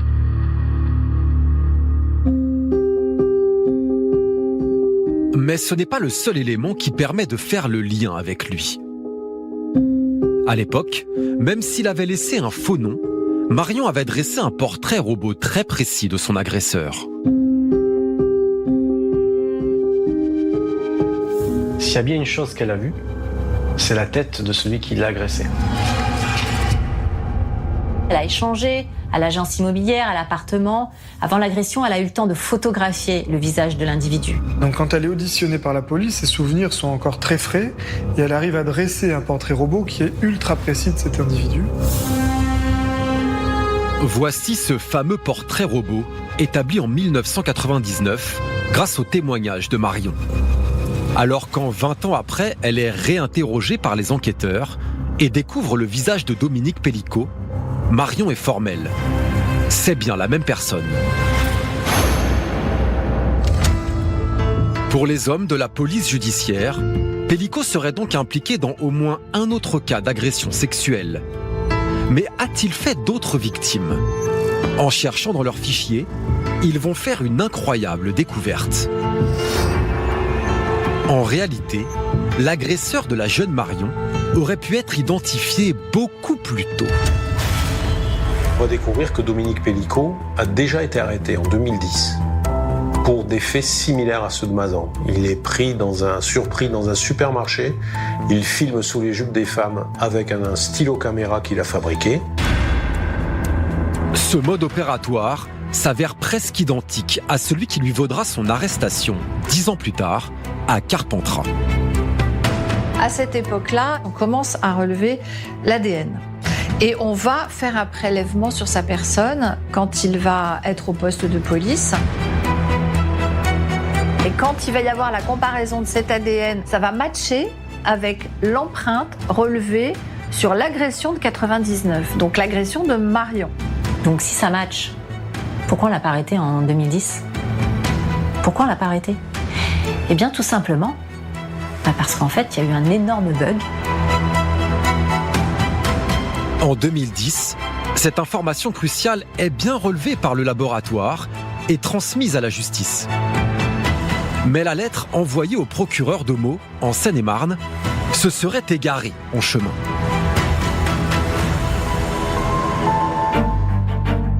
Un loupé qui est révoltant, c'est-à-dire que ce match n'arrive jamais jusqu'à l'oreille de la justice. Par contre, les conséquences vont être lourdes, puisque, en fait, on aurait pu arrêter à ce moment-là, dès 2010, Dominique Pellicot. Or, C'est justement à partir de cette période que Pellico a commencé à faire violer Gisèle, son épouse. Sans cet incroyable raté judiciaire, son calvaire aurait donc pu être évité. Pour les enquêteurs d'Avignon, c'est le portrait d'un dangereux criminel sexuel récidiviste qui se révèle. Mais aurait-il pu sévir ailleurs, à un autre moment ? Pour le savoir, il va falloir se plonger dans plus de 30 ans d'archives policières. En 2022, 2 ans après le début de l'affaire de Mazan, les investigations s'accélèrent grâce à la création à Nanterre d'un nouveau pôle judiciaire. Ces dernières années, la justice française a fait le constat qu'il y a un peu des trous dans la raquette et qu'il y a des affaires qu'on oublie. Et donc la justice va décider de créer une structure spécifiquement consacrée à la reprise de ces dossiers non élucidés. Ces magistrats spécialistes des affaires non résolues, les fameux cold cases, se saisissent du dossier Dominique Pellico. En plus des viols et des 2 affaires de voyeurisme au supermarché, ils ont la conviction qu'il a fait d'autres victimes par le passé. Alors ça commence à faire beaucoup pour un seul homme. Et donc le Paul Colcase va se demander s'il ne serait pas un violeur en série, un prédateur en série, voire un criminel en série. Le 22 septembre 2022, Dominique Pellico est extrait de sa cellule et placé en garde à vue pour être interrogé sur l'agression de Marion. Cette fois, par les policiers de la brigade criminelle de Paris. Mais le suspect affirme n'avoir aucun souvenir du visage de la jeune femme. C'est là que les enquêteurs lui annoncent avoir isolé son ADN sur la scène de l'agression. Et à ce moment-là, il va passer à table. Donc Dominique Pellico explique aux enquêteurs qui se promenaient dans la rue où se situe l'agence immobilière, qu'il a vu cette jeune femme à travers la vitrine, qu'il l'a trouvée très belle. Voilà, il veut se mettre en contact avec cette jeune femme. Il prétexte cet achat d'appartement qui est à la vente. À cette époque, Dominique Pellico vivait en banlieue parisienne avec sa femme Gisèle et leurs 3 enfants. Il y travaillait comme agent commercial. Et il raconte comment tout a dérapé une fois dans l'appartement avec Marion. Il va dire, ok, j'ai littéralement perdu les pédales. Mais je n'avais pas la volonté de la violer ni de quoi que ce soit. Il veut voir ses dessous, il la déshabille pas totalement. Elle se retrouve pas nue. Il garde sa culotte et son soutien-gorge. Mais jamais, dit-il, il n'a voulu imposer de rapport sexuel à sa victime. Et quand il est interrogé sur les cordes et les terres qu'il portait sur lui, il ne s'en souvient plus vraiment. Les enquêteurs de la brigade criminelle mettent un terme à cette audition. Mais sa garde à vue se poursuit, et pour cause. Ils n'en ont pas encore fini avec lui. Les policiers ne laissent pas Dominique Pellico partir en prison tout de suite. Ils le gardent encore un peu avec eux, parce que le Paul Colcase a déjà fait un rapprochement avec une autre affaire. Une vieille affaire qui date de 1991. Et là, on va faire le lien entre Dominique Pellico et cette vieille affaire. Il faut maintenant remonter 30 ans avant les viols de Mazan et presque 10 ans avant l'agression subie par Marion, la jeune agent immobilier.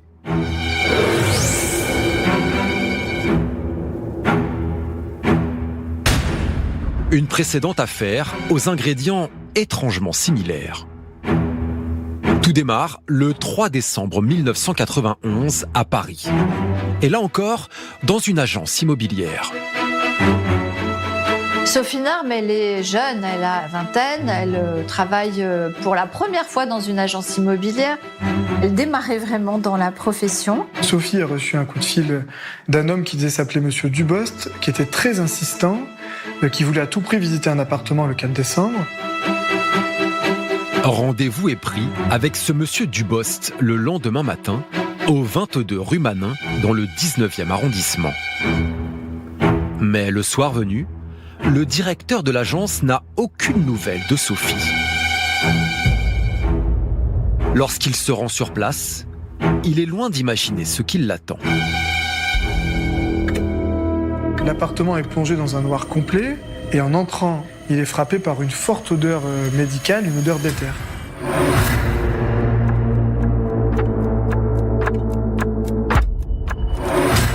Il fait quelques pas et là, il découvre l'horreur, c'est-à-dire que sa jeune employée est allongée face contre terre. Elle a du sang sur elle, elle ne respire plus.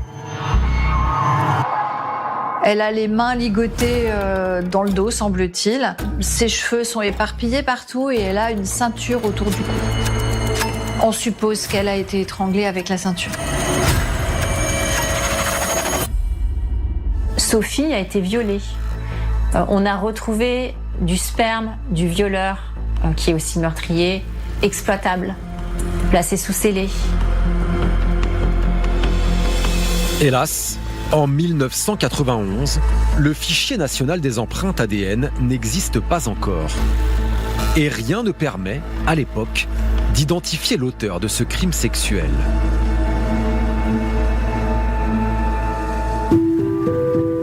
Mais au pôle Cold Case de Nanterre, les juges s'interrogent. Ils sont frappés par les ressemblances entre l'agression de Marion et le meurtre de Sophie. D'abord, les deux jeunes femmes avaient une vingtaine d'années. Les deux jeunes femmes travaillaient dans une agence immobilière. Il y a la prise de rendez-vous sous un faux nom, l'urgence de visiter un appartement, donc on a un mode opératoire similaire.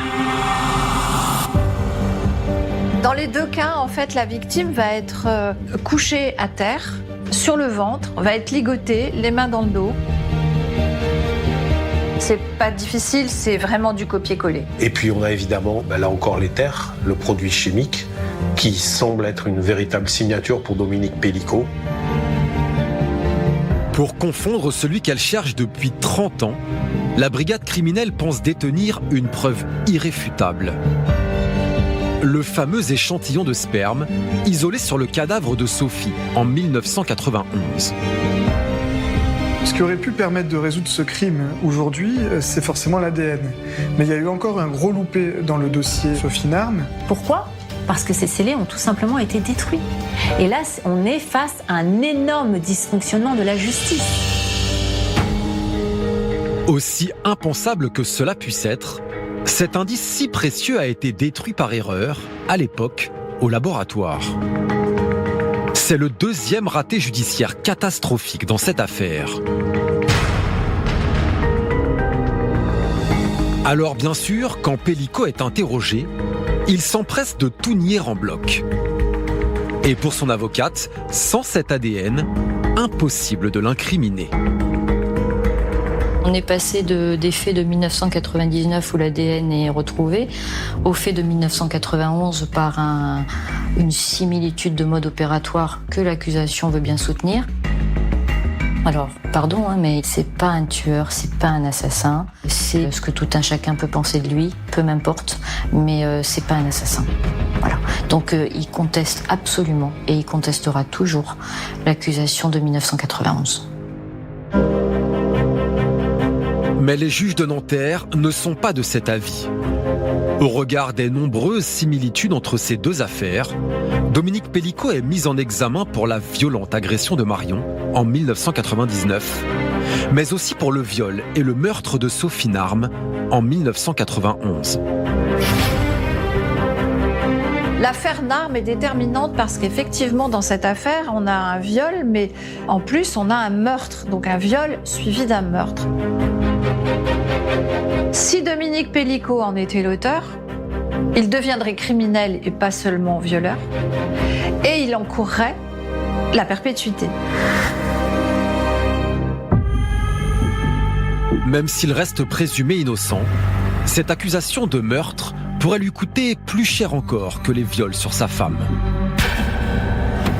En attendant un éventuel nouveau procès devant la cour d'assises de Nanterre, Dominique Pellicot reste dans le collimateur de la justice. Un homme doté d'une perversion sans limite et d'un sens extrême de la dissimulation. Toute sa vie, il a réussi à cacher le personnage qu'il était, Donc on est face à quelqu'un qui est un manipulateur hors pair, capable de maîtriser totalement les facettes les plus sombres de sa personnalité. Paul Colcaise s'interroge toujours à l'heure actuelle sur de possibles autres affaires dans lesquelles Dominique Pellicot pourrait être impliqué. Dominique Pellicot aurait-il fait d'autres victimes ? C'est également la conviction de Caroline, sa fille, qui a ouvert contre lui un nouveau front judiciaire. Elle demeure certaine que son père l'a droguée pour la prendre en photo, peut-être même pour la violer. À la fin du procès de Mazan, Caroline est venue me demander de la représenter pour déposer une plainte pour tout ce qu'elle pouvait reprocher à son père, qui n'avait pas été poursuivi dans le cadre de l'enquête d'Avignon. La soumission chimique n'avait pas été prise en compte, les agressions sexuelles potentielles n'ont pas été prises en compte. Alors qu'une nouvelle enquête a été confiée à la police judiciaire de Versailles, Dominique Pellicot est encore loin d'en avoir terminé avec la justice. Mais parviendra-t-on un jour à percer tous les secrets du monstre de Mazan ?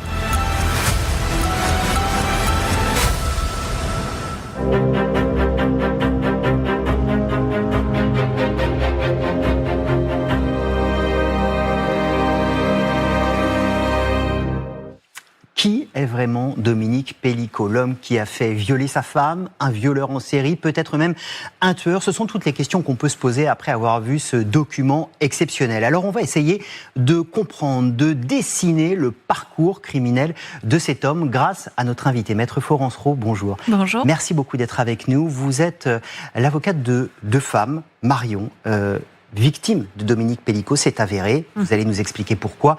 Et vous êtes également l'avocate de la famille de Sophie Narme, victime présumée de Dominique Pellicot. Elle a été tuée. Vous allez nous raconter également son histoire et on va essayer de comprendre véritablement, grâce à vous, ce parcours criminel et, j'ai envie de dire, la psyché même de Dominique Pellicot.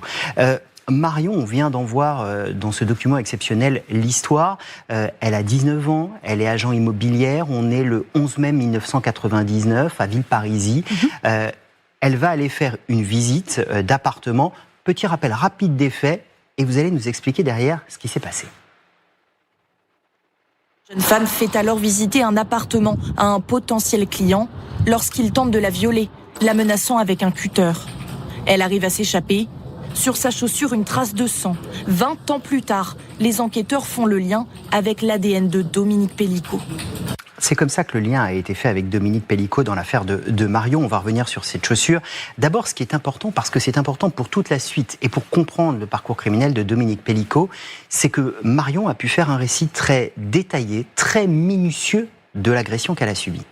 Oui, absolument. Marion, en fait, a séquencé complètement toute son agression du début jusqu'à la fin. Et c'est ça qui est important et c'est ça qui nous aide beaucoup à comprendre déjà comment l'agression a pu se produire sur Marion elle-même et puis ensuite à comprendre peut-être le mental de cet agresseur et ensuite encore à éventuellement le mettre en parallèle avec d'autres affaires. Effectivement, ce fameux 11 mai 1999, il y a un client qui rentre dans l'agence où travaille Marion. Elle est jeune agent immobilier, c'est son premier travail, la première agence qu'elle fréquente. La vitrine, son bureau donne dans une sorte de vitrine, donc on est en raid d'immeuble. Et de la rue, on voit Marion derrière son bureau. Cet homme qui passe voit Marion derrière son bureau et va décider d'entrer dans l'agence. Il va prétendre qu'il est à la recherche d'un appartement. Il a besoin d'acheter très vite. Il a vendu son bien. Il veut pas se retrouver à la rue. Est-ce que vous auriez quelque chose? Marion est un peu surprise, mais effectivement, elle n'a pas d'autre rendez-vous ce jour-là. Il est très pressé, il est insistant. En même temps, il présente bien, il est poli. Il n'y a pas de raison de se méfier particulièrement. Donc, elle lui dit, écoutez, je pense à un bien qui pourrait peut-être vous convenir. Il est à la vente, si vous voulez, il est visitable. Et il lui répond, est-ce qu'on peut y aller maintenant? Oui, je n'ai pas de rendez-vous pour le moment, donc oui, allons-y. Il lui demande aussi de l'accompagner avec sa propre voiture à elle, alors même que l'on sait qu'il est venu avec sa voiture et qu'il la gare un peu plus loin. Marion accepte, elle voit toujours pas pourquoi se méfier de ce monsieur très poli et très aimable. D'ailleurs, la double facette de Dominique Pellicot, cet homme tout à fait normal, poli, dont on va reparler, et avec tout ce qu'il cache derrière. Voilà, c'est quelqu'un qui est en façade, en tout cas, très, très aimable, très cordial, très sociable.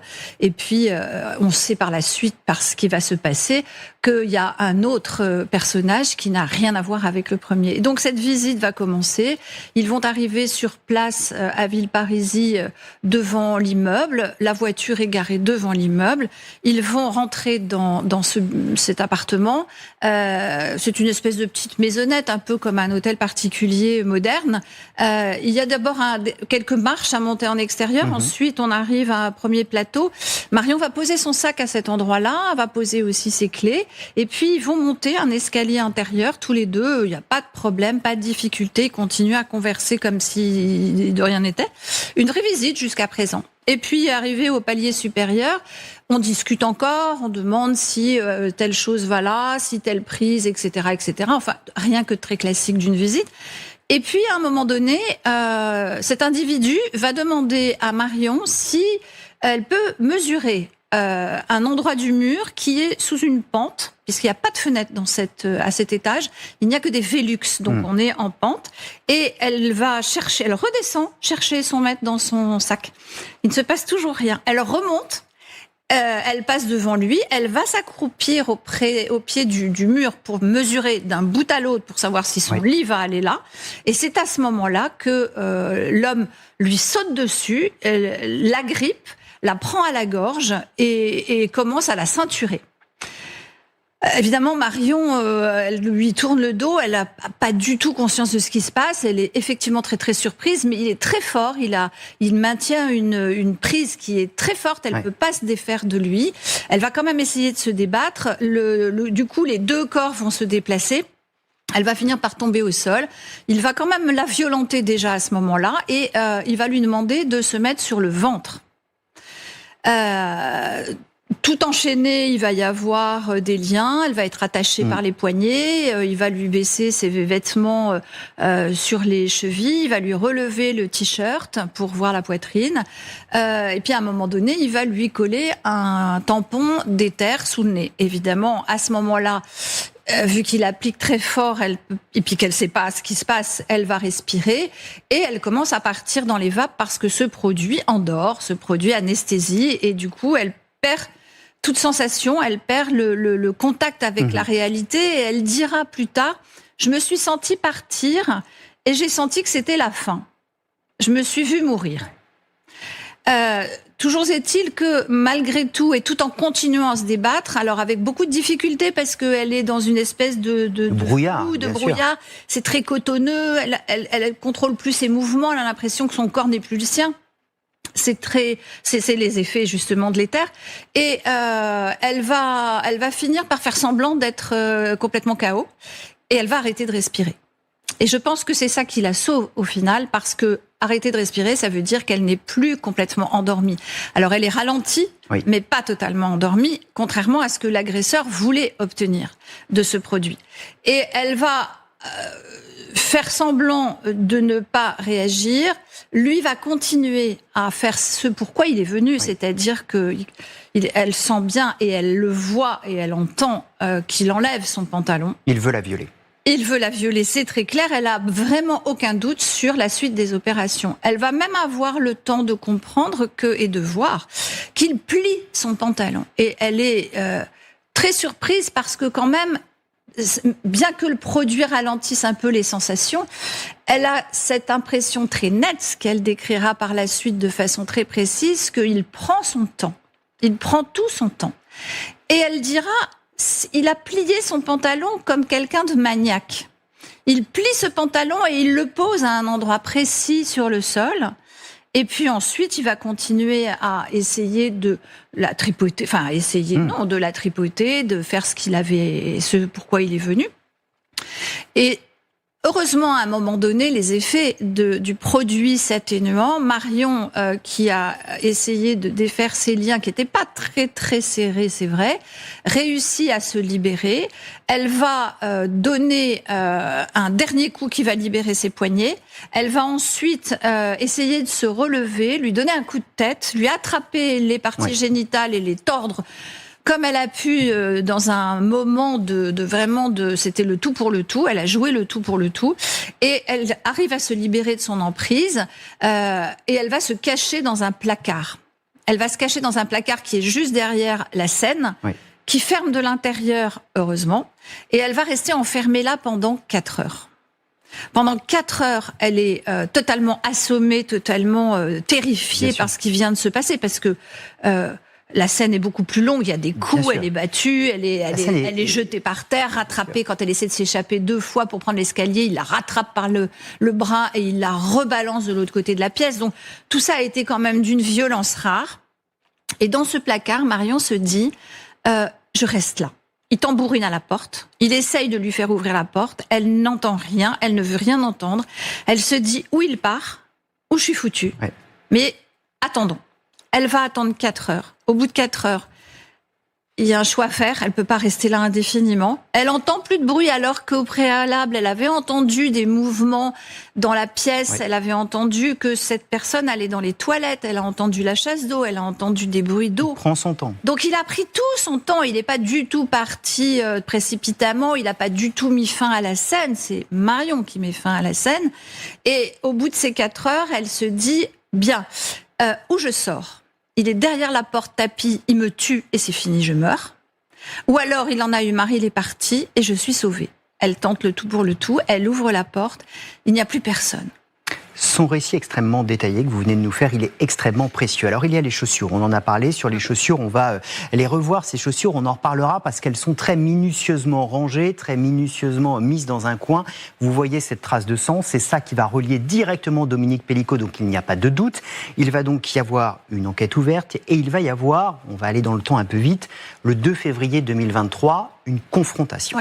Il y a donc Dominique Pellicot, il y a Marion, il y a vous. Quelle est d'abord l'atmosphère de cette confrontation? Est-ce qu'il est gêné? Est-ce qu'il est troublé? Est-ce qu'il est perturbé face à la femme à qui il a fait vivre cela? Lors de cette confrontation, nous arrivons les premières avec Marion. Je demande à la juge d'instruction s'il est possible que Marion soit déjà dans la pièce où va avoir lieu cette confrontation. Marion est tétanisée, elle est traumatisée, elle tremble de tous ses membres. Je ne l'ai jamais vue dans cet état. Et j'ai très vite cette sensation qu'elle se retrouve toutes ces années en arrière et qu'elle est un peu comme quand elle a ouvert la porte et qu'elle est sortie en petite culotte et juste en t-shirt et qu'elle était tétanisée. Donc je retrouve une Marion que j'avais déjà vue précédemment mais qui pouvait être émue d'évoquer les faits mais qui n'était pas du tout dans cet état-là et qui est là à nouveau en état de choc. C'est très clair. Donc la juge nous accepte d'abord d'entrer nous-mêmes. L'idée de Marion, c'était que elle ne voulait surtout pas qu'il porte lui, son regard sur elle entrant de façon presque conquérante. C'est comme ça qu'elle l'a vécu. C'est même pas moi qui rajoute ça. C'était vraiment son sentiment. Et elle voulait au contraire inverser les rôles et le voir entrer pour qu'il soit pas en position de supériorité. C'était exactement ces termes. Donc nous sommes dans la pièce. Dominique Pellicot entre entouré d'un certain nombre de gendarmes, son escorte, ils étaient 6 ou 7, qui avaient fait le déplacement de Marseille puisqu'il était détenu à ce moment-là au Baumette. Il rentre dans la pièce et alors on a là devant nous un individu qui n'est absolument pas gêné, qui n'est absolument pas perturbé le moins du monde. Qui est d'une stature imposante, qui est très grand, qui est quand même costaud, Et donc à côté de Marion, c'est vraiment le jour et la nuit. Autant il a une carrure imposante, autant Marion est toute petite, toute chétive. Ça n'a rien à voir l'un avec l'autre. Ce que vous dites là est très important et la manière dont vous nous décrivez la peur de Marion d'avoir un homme qui joue le dominant. Pourquoi je dis ça ? C'est parce que en juin 2025, on avance encore dans le temps, après le procès des viols de Mazan, il y a eu une expertise psychologique de Dominique Pellicot sur les deux affaires dont on est en train de parler, celle de Marion et celle de Sophie Narme. Il va être interrogé sur l'affaire de Marion. J'aimerais qu'on regarde ce qu'il dit, parce qu'il y a exactement cette idée de domination que vous nous donnez à l'instant. Dominique Pellicot, face à la psychologue, concernant Marion, on l'interroge sur cet étranglement. Un début d'étranglement, dit-il, je pense que j'en suis incapable. Ensuite, il va enchaîner. Si j'avais été un violeur, comme elle le prétend, il parle de Marion, si j'avais voulu arriver au viol complet, qu'est-ce qui m'aurait empêché de le faire ? C'est pour ça que je suis parti, j'ai eu peur qu'il y ait de la violence. C'est juste insupportable évidemment pour Marion, mais c'est très éclairant sur cet aspect de dominant. Si j'avais voulu le faire, je l'aurais fait. Voilà ce qu'il dit. Absolument. Absolument, mais il est toujours très sûr de lui. C'est quelqu'un qui est dans une attitude très dominatrice, mais aussi très maîtrisée. Il maîtrise parfaitement son sujet, il se maîtrise parfaitement, il maîtrise vos questions, il réfléchit et maîtrise ses réponses. Et c'est vraiment difficile de le prendre en défaut, si ce n'est que, malgré tout, il y a quand même une façon de répondre qui est très perverse et très étrange. D'ailleurs, il admet être pervers, mais il ne veut pas qu'on le taxe de tueur. On va le voir, c'est ce qu'il dit à propos de Sophie. Voilà. Et donc, ça fait partie de son personnage, de ses traits de caractère, de son profil. C'est quelqu'un qui domine, dans tous les sens du terme, et qui domine sa victime. C'est ce qu'il a démontré avec Marion. La preuve, c'est que des années plus tard, elle est toujours terrifiée, alors même que le temps avait passé, que les choses doivent normalement un peu s'apaiser. Mais là, il y avait quand même une dimension qui était un peu extraordinaire. Et cette pauvre Marion, face à cet individu qui arrive, mais je vous assure, mais pas du tout un instant gêné en quoi que ce soit de se trouver, malgré l'escorte autour de lui, c'était le patron qui rentrait dans la salle, quoi. Et ça nous amène à un autre fil qu'il faut tirer. C'est la personnalité profonde de Dominique Pellicot. Parce que quand il est interrogé face à cette psychologue, toujours concernant Marion, regardez ce qu'il va dire. Également, Dominique Pellicot va admettre avoir été, et ce sont ses termes, en chasse, rôdant autour, et ce sont de nouveau ses propres termes, des zones pavillonnaires, des mairies et des agences immobilières. Un violeur en chasse, ça rappelle évidemment, par le passé, Michel Fourniret. Ce sont les mêmes termes que Michel Fourniret utilisait avec Monique Olivier, où il partait en chasse aux vierges, ces jeunes filles qu'il allait chercher, violer et tuer la plupart du temps. Vous avez raison, c'est un parallèle qui peut être fait. Je ne sais pas s'il est pertinent, mais en tout cas, c'est quelque chose que l'on peut observer. Et même dans la manière de répondre et de jouer avec l'interlocuteur, en l'occurrence le juge d'instruction, et le fait de répondre par des propos qui ne sont pas appropriés. Ça ne me semble pas approprié, ça n'a pas paru être approprié à Marion non plus. Je suis en chasse. Il dit la même chose lors de la confrontation. Il réitère qu'il est en chasse. Alors on lui pose la question, qu'est-ce que ça veut dire être en chasse ? Et il répond, j'étais à la chasse aux prospects. Il a quand même posé ce mot, un petit peu comme s'il voulait poser des petits cailloux, nous permettant peut-être de comprendre quelque chose, mais en même temps nous signifiant qu'on n'est pas suffisamment malin pour comprendre son langage. C'est en tous les cas comme ça que je l'ai ressenti, face à cette stature, face à cette assurance, face à ce culot d'acier qu'il a développé tout au long de l'instruction, qui a quand même duré quasiment la journée. À aucun moment il ne s'est laissé démonter. Il faut évoquer aussi évidemment l'affaire Sophie Narme. Sophie Narme, on va la voir, c'est une jeune femme, Sophie, de 23 ans. Elle est également agent immobilière. On est 9 ans avant Marion, en 1991. Pareil, un coup de téléphone qui va arriver la veille à l'agence immobilière. Un homme qui se présente avec un faux nom, qui dit vouloir visiter un bien. Visite organisée par Sophie. Sophie va se retrouver avec cet homme dans cet appartement qu'elle fait visiter. très rapidement, ça va dégénérer parce qu'on n'a plus de nouvelles de Sophie. Elle sera retrouvée le soir par son propre patron qui s'inquiète de ne pas la voir. La mère de Sophie a d'ailleurs téléphoné à l'agence en disant « j'ai plus de nouvelles de ma fille ». Le patron va aller dans l'endroit où elle a réalisé la visite et là, il va découvrir l'horreur. Tout à fait. Donc là, de la même manière, et c'est un peu le même profil, Sophie et Marion, même condition, même agent immobilier qui commence, premier boulot, une agence, voilà. Le rendez-vous est pris la veille et pas sur le moment. Très bien. En tout cas, il faut savoir que Sophie avait d'autres rendez-vous ce jour-là qui se succédaient. Mais elle retrouve son agresseur, probablement, ce matin-là. Elle va rentrer dans l'immeuble. L'appartement qui est à visiter n'est pas dans l'immeuble principal, mais sur cour. C'est l'immeuble sur cour. Ils vont traverser la cour, ils vont monter les étages. Il n'y a pas d'ascenseur dans cette partie de l'immeuble. Et ils vont gravir les 6 étages. On est aussi toujours au dernier étage. Ça, c'est une constante. Une voisine va entendre un homme et une femme, des voix d'hommes et de femmes discuter tranquillement dans les escaliers. Donc, on voit aussi que là, au début, il ne se passe rien et que tout est en apparence normal. Arrivé au 6e étage, on peut supposer que Sophie a ouvert avec la clé dont elle disposait.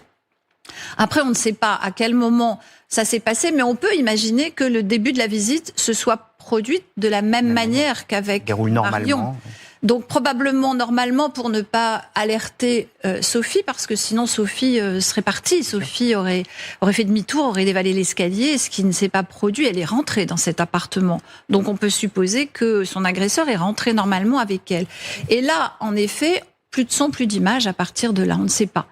Le soir, aux alentours de 21h30, le patron, alerté par la mère qui est très inquiète et qui a appelé plusieurs fois dans l'après-midi, va se rendre au 22 rue Manin. Va d'abord constater que la voiture de Sophie est garée devant la porte cochère, ce qui n'est pas normal. Elle avait d'autres visites dans d'autres arrondissements de Paris après. Elle aurait pas dû laisser sa voiture là. C'était pas logique. Donc il est déjà inquiet. Il monte les escaliers, pas très rassuré parce qu'il comprend pas ce qui se passe, mais il va rentrer dans cet appartement. Quand il va vouloir ouvrir la porte avec sa clé, puisqu'ils sont plusieurs agents immobiliers à avoir la clé à faire visiter, il va vouloir mettre la clé dans la serrure et là, il est surpris parce que la porte s'ouvre. Donc en fait, elle n'était pas fermée. Elle avait juste été repoussée. Deuxième sujet d'alerte, il rentre dans l'appartement. Évidemment, on est au mois de décembre, il est 21h30, il fait nuit comme tout. Il voit rien. Dans la panique, il trouve pas l'interrupteur. Il va rentrer à tâtons, finir par être dans une deuxième pièce, allumer la lumière. Et là, c'est l'horreur parce qu'effectivement, il voit un corps allongé au sol. Il voit tout à fait globalement ce corps qui est sur le ventre. Il voit un désordre indescriptible autour. Il voit du sang. Il voit. Enfin, c'est une scène de crime et c'est épouvantable et il comprend pas. Et surtout, dès qu'il est rentré, il sent l'éther. Vous avez raison, c'est un problème important. C'est un point important. Il sent cet éther. Cet éther, on va le retrouver dans les poumons de Sophie à l'autopsie aussi. Donc là, il y a pas de méprise, il y a pas de sujet. Il y a eu utilisation d'éther. Ce sont tous ces parallèles que l'on peut faire entre les affaires qui vous font soupçonner Dominique Pellicot, qui dans cette affaire est évidemment présumé innocent. Une enquête est en cours. Bien sûr. Là aussi, en juin 2025, lors de cette expertise psychologique, il est interrogé sur l'affaire Sophie Narme. Regardez ce qu'il dit, parce que là aussi, c'est éloquent. Il va avoir des propos extrêmement clairs. J'ai la sensation qu'on veut me faire porter un chapeau qui est trop grand pour moi. C'est pas sur des similitudes qu'on accuse quelqu'un, qu'on me traite de pervers. Ok, mais je ne suis pas un tueur. Si je l'avais fait, je l'aurais reconnu. Pervers, ok, mais un tueur, non. Qu'est-ce que ça vous inspire ? Alors, déjà, j'observe, bien sûr, en dehors du fait qu'il est présumé innocent, mais rappelons quand même qu'il est mis en examen depuis maintenant de nombreux mois dans les deux affaires, Sophie et Marion. Cette mise en examen veut dire qu'il y a des indices graves et concordants, laissant supposer qu'il a participé à ces crimes. C'est juste le code pénal qui le dit, ce n'est pas moi. Bien. À partir de là, effectivement, on peut considérer qu'il y a il y a quand même un petit problème parce que, en réalité, dans le dossier de Marion, quand il est interrogé, Dominique Pellicot jure ses grands dieux qu'il n'y est pour rien, qu'il ne sait absolument pas de quoi on lui parle et qu'il est innocent de chez innocent. Bien, il ne va reconnaître cette affaire que lorsqu'on va lui dire qui a son ADN, qui a été retrouvé sur la scène de crime. Mais jusqu'à ce qu'on lui présente la preuve par A plus B que c'est son ADN, il nie. Alors, quand il peut dire plus tard, si je l'avais fait, je le dirais, permettez-moi de douter. Je crois que, voilà, tout le monde peut douter de la crédibilité des dires de Dominique Pellicot à ce moment-là. Et la seule réponse qu'il apporte, parce qu'avant cette expertise, il a été interrogé, évidemment, par les services d'enquête, par les enquêteurs. Et à ces mêmes enquêteurs, il demande, vous avez de l'ADN ? C'est quand même une réponse singulière. Cet homme, on le voit, est un mystère. Il y a un autre mystère que je voudrais qu'on évoque rapidement. Quand il est attrapé dans un supermarché à Carpentras, filmant sous les jupes de femmes, et que c'est le début de l'affaire des viols de Mazan, et qu'on va remonter ensuite à Marion et puis à Sophie Narme, les policiers qui interviennent dans ce supermarché ont parlé le 19 décembre dernier à Vaucluse Matin. Je voudrais qu'on regarde un tout petit extrait de leur interview, parce qu'ils disent, quand on lui parlait, il parle de Dominique Pellicot, il ne répondait que pulsion. Quand il est pris la main dans le sac, filmant sous les jupes des femmes, dans ce supermarché, il dit c'est de pulsion. C'est une pulsion, c'est une pulsion, c'est une pulsion. Sauf que quand on vient de vous entendre sur la manière dont il a organisé l'agression avérée de Marion, l'agression présumée, soupçonnée de Sophie, quand on voit son parcours avec Gisèle Pellicot et l'organisation qu'il lui a fallu pour organiser ces viols, on est plus dans une préméditation que dans une pulsion. Est-ce que c'est un homme de pulsion ou un homme qui prémédite, selon vous ? Je ne peux pas un instant imaginer qu'il s'agisse de pulsion, parce que qui dit pulsion dit qu'on n'a pas organisé en amont, qu'on n'a pas planifié. Or, quand on est en chasse, et c'est lui qui le dit, on a pensé, on a organisé quelque chose, même si toute l'organisation n'est pas ficelée complètement. Mais en tout cas, on a quand même réfléchi à la question, c'est le moins que l'on puisse dire. Pulsion, non. Il aura toujours ce mot à la bouche quand on va lui parler de ses antécédents. Par exemple, lorsqu'il est arrêté à Carpentras pour filmer sous les jupes des femmes, et ça lui est déjà arrivé. Ça lui est déjà arrivé des années auparavant. Il avait été arrêté en Seine-et-Marne. Il avait été confronté à ces actions. Là aussi, il avait parlé de pulsion. Et il a pris soin de ne jamais, à Carpentras, dire qu'il lui était déjà arrivé ce genre d'incident des années auparavant. Il a bien pris soin d'occulter cette partie-là. Dominique Pellicot est quelqu'un, quelles que soient ses responsabilités, la justice le dira, encore une fois, il est présumé innocent, sauf pour Marion, puisqu'il a reconnu et que son ADN est sur la scène de crime, mais il ne va jamais avouer tant qu'on ne lui mettra pas une preuve irréfutable sous le nez. Et je pense que pour lui, le fait de parler de pulsion, c'est un peu une manière de banaliser, de minimiser son implication. Mais il n'y a rien de pulsionnel chez Dominique Pellicot. Rappelons quand même que c'est quelqu'un qui est parfaitement habile dans toutes ses réponses, habile dans tout ce qu'il fait. Il a réussi à berner absolument tout le monde. Alors non, il n'y a pour moi pas de pulsion. Il y a des actes réfléchis, mais jamais de pulsion. Une pulsion, c'est quelque chose qui arrive d'un coup. C'est une occasion qui peut se présenter. On l'a vu chez d'autres criminels très célèbres, mais il n'y avait pas cette réflexion, il n'y avait pas cette maîtrise, il n'y avait pas cette assurance, il n'y avait pas ces préparatifs. Or là, on a des préparatifs. On ne peut pas prétendre qu'on a agi sous le coup d'une pulsion quand on a préparé son acte. Tout cela fait partie des très nombreuses questions autour de Dominique Pellicot. Il y a ces 2 affaires, mais 5 autres au moins affaires criminelles dans lesquelles son nom est cité. Ça veut dire qu'on n'a pas fini de découvrir le parcours criminel de Dominique Pellicot. Merci beaucoup, Maître Florence Rau, d'être venue sur le plateau d'Histoire criminelle. L'enquête Histoire criminelle, vous le savez, c'est aussi une émission en podcast à réécouter sur Spotify, sur Deezer, sur Apple, dans vos oreilles. On vous donne rendez-vous très vite pour d'autres histoires criminelles.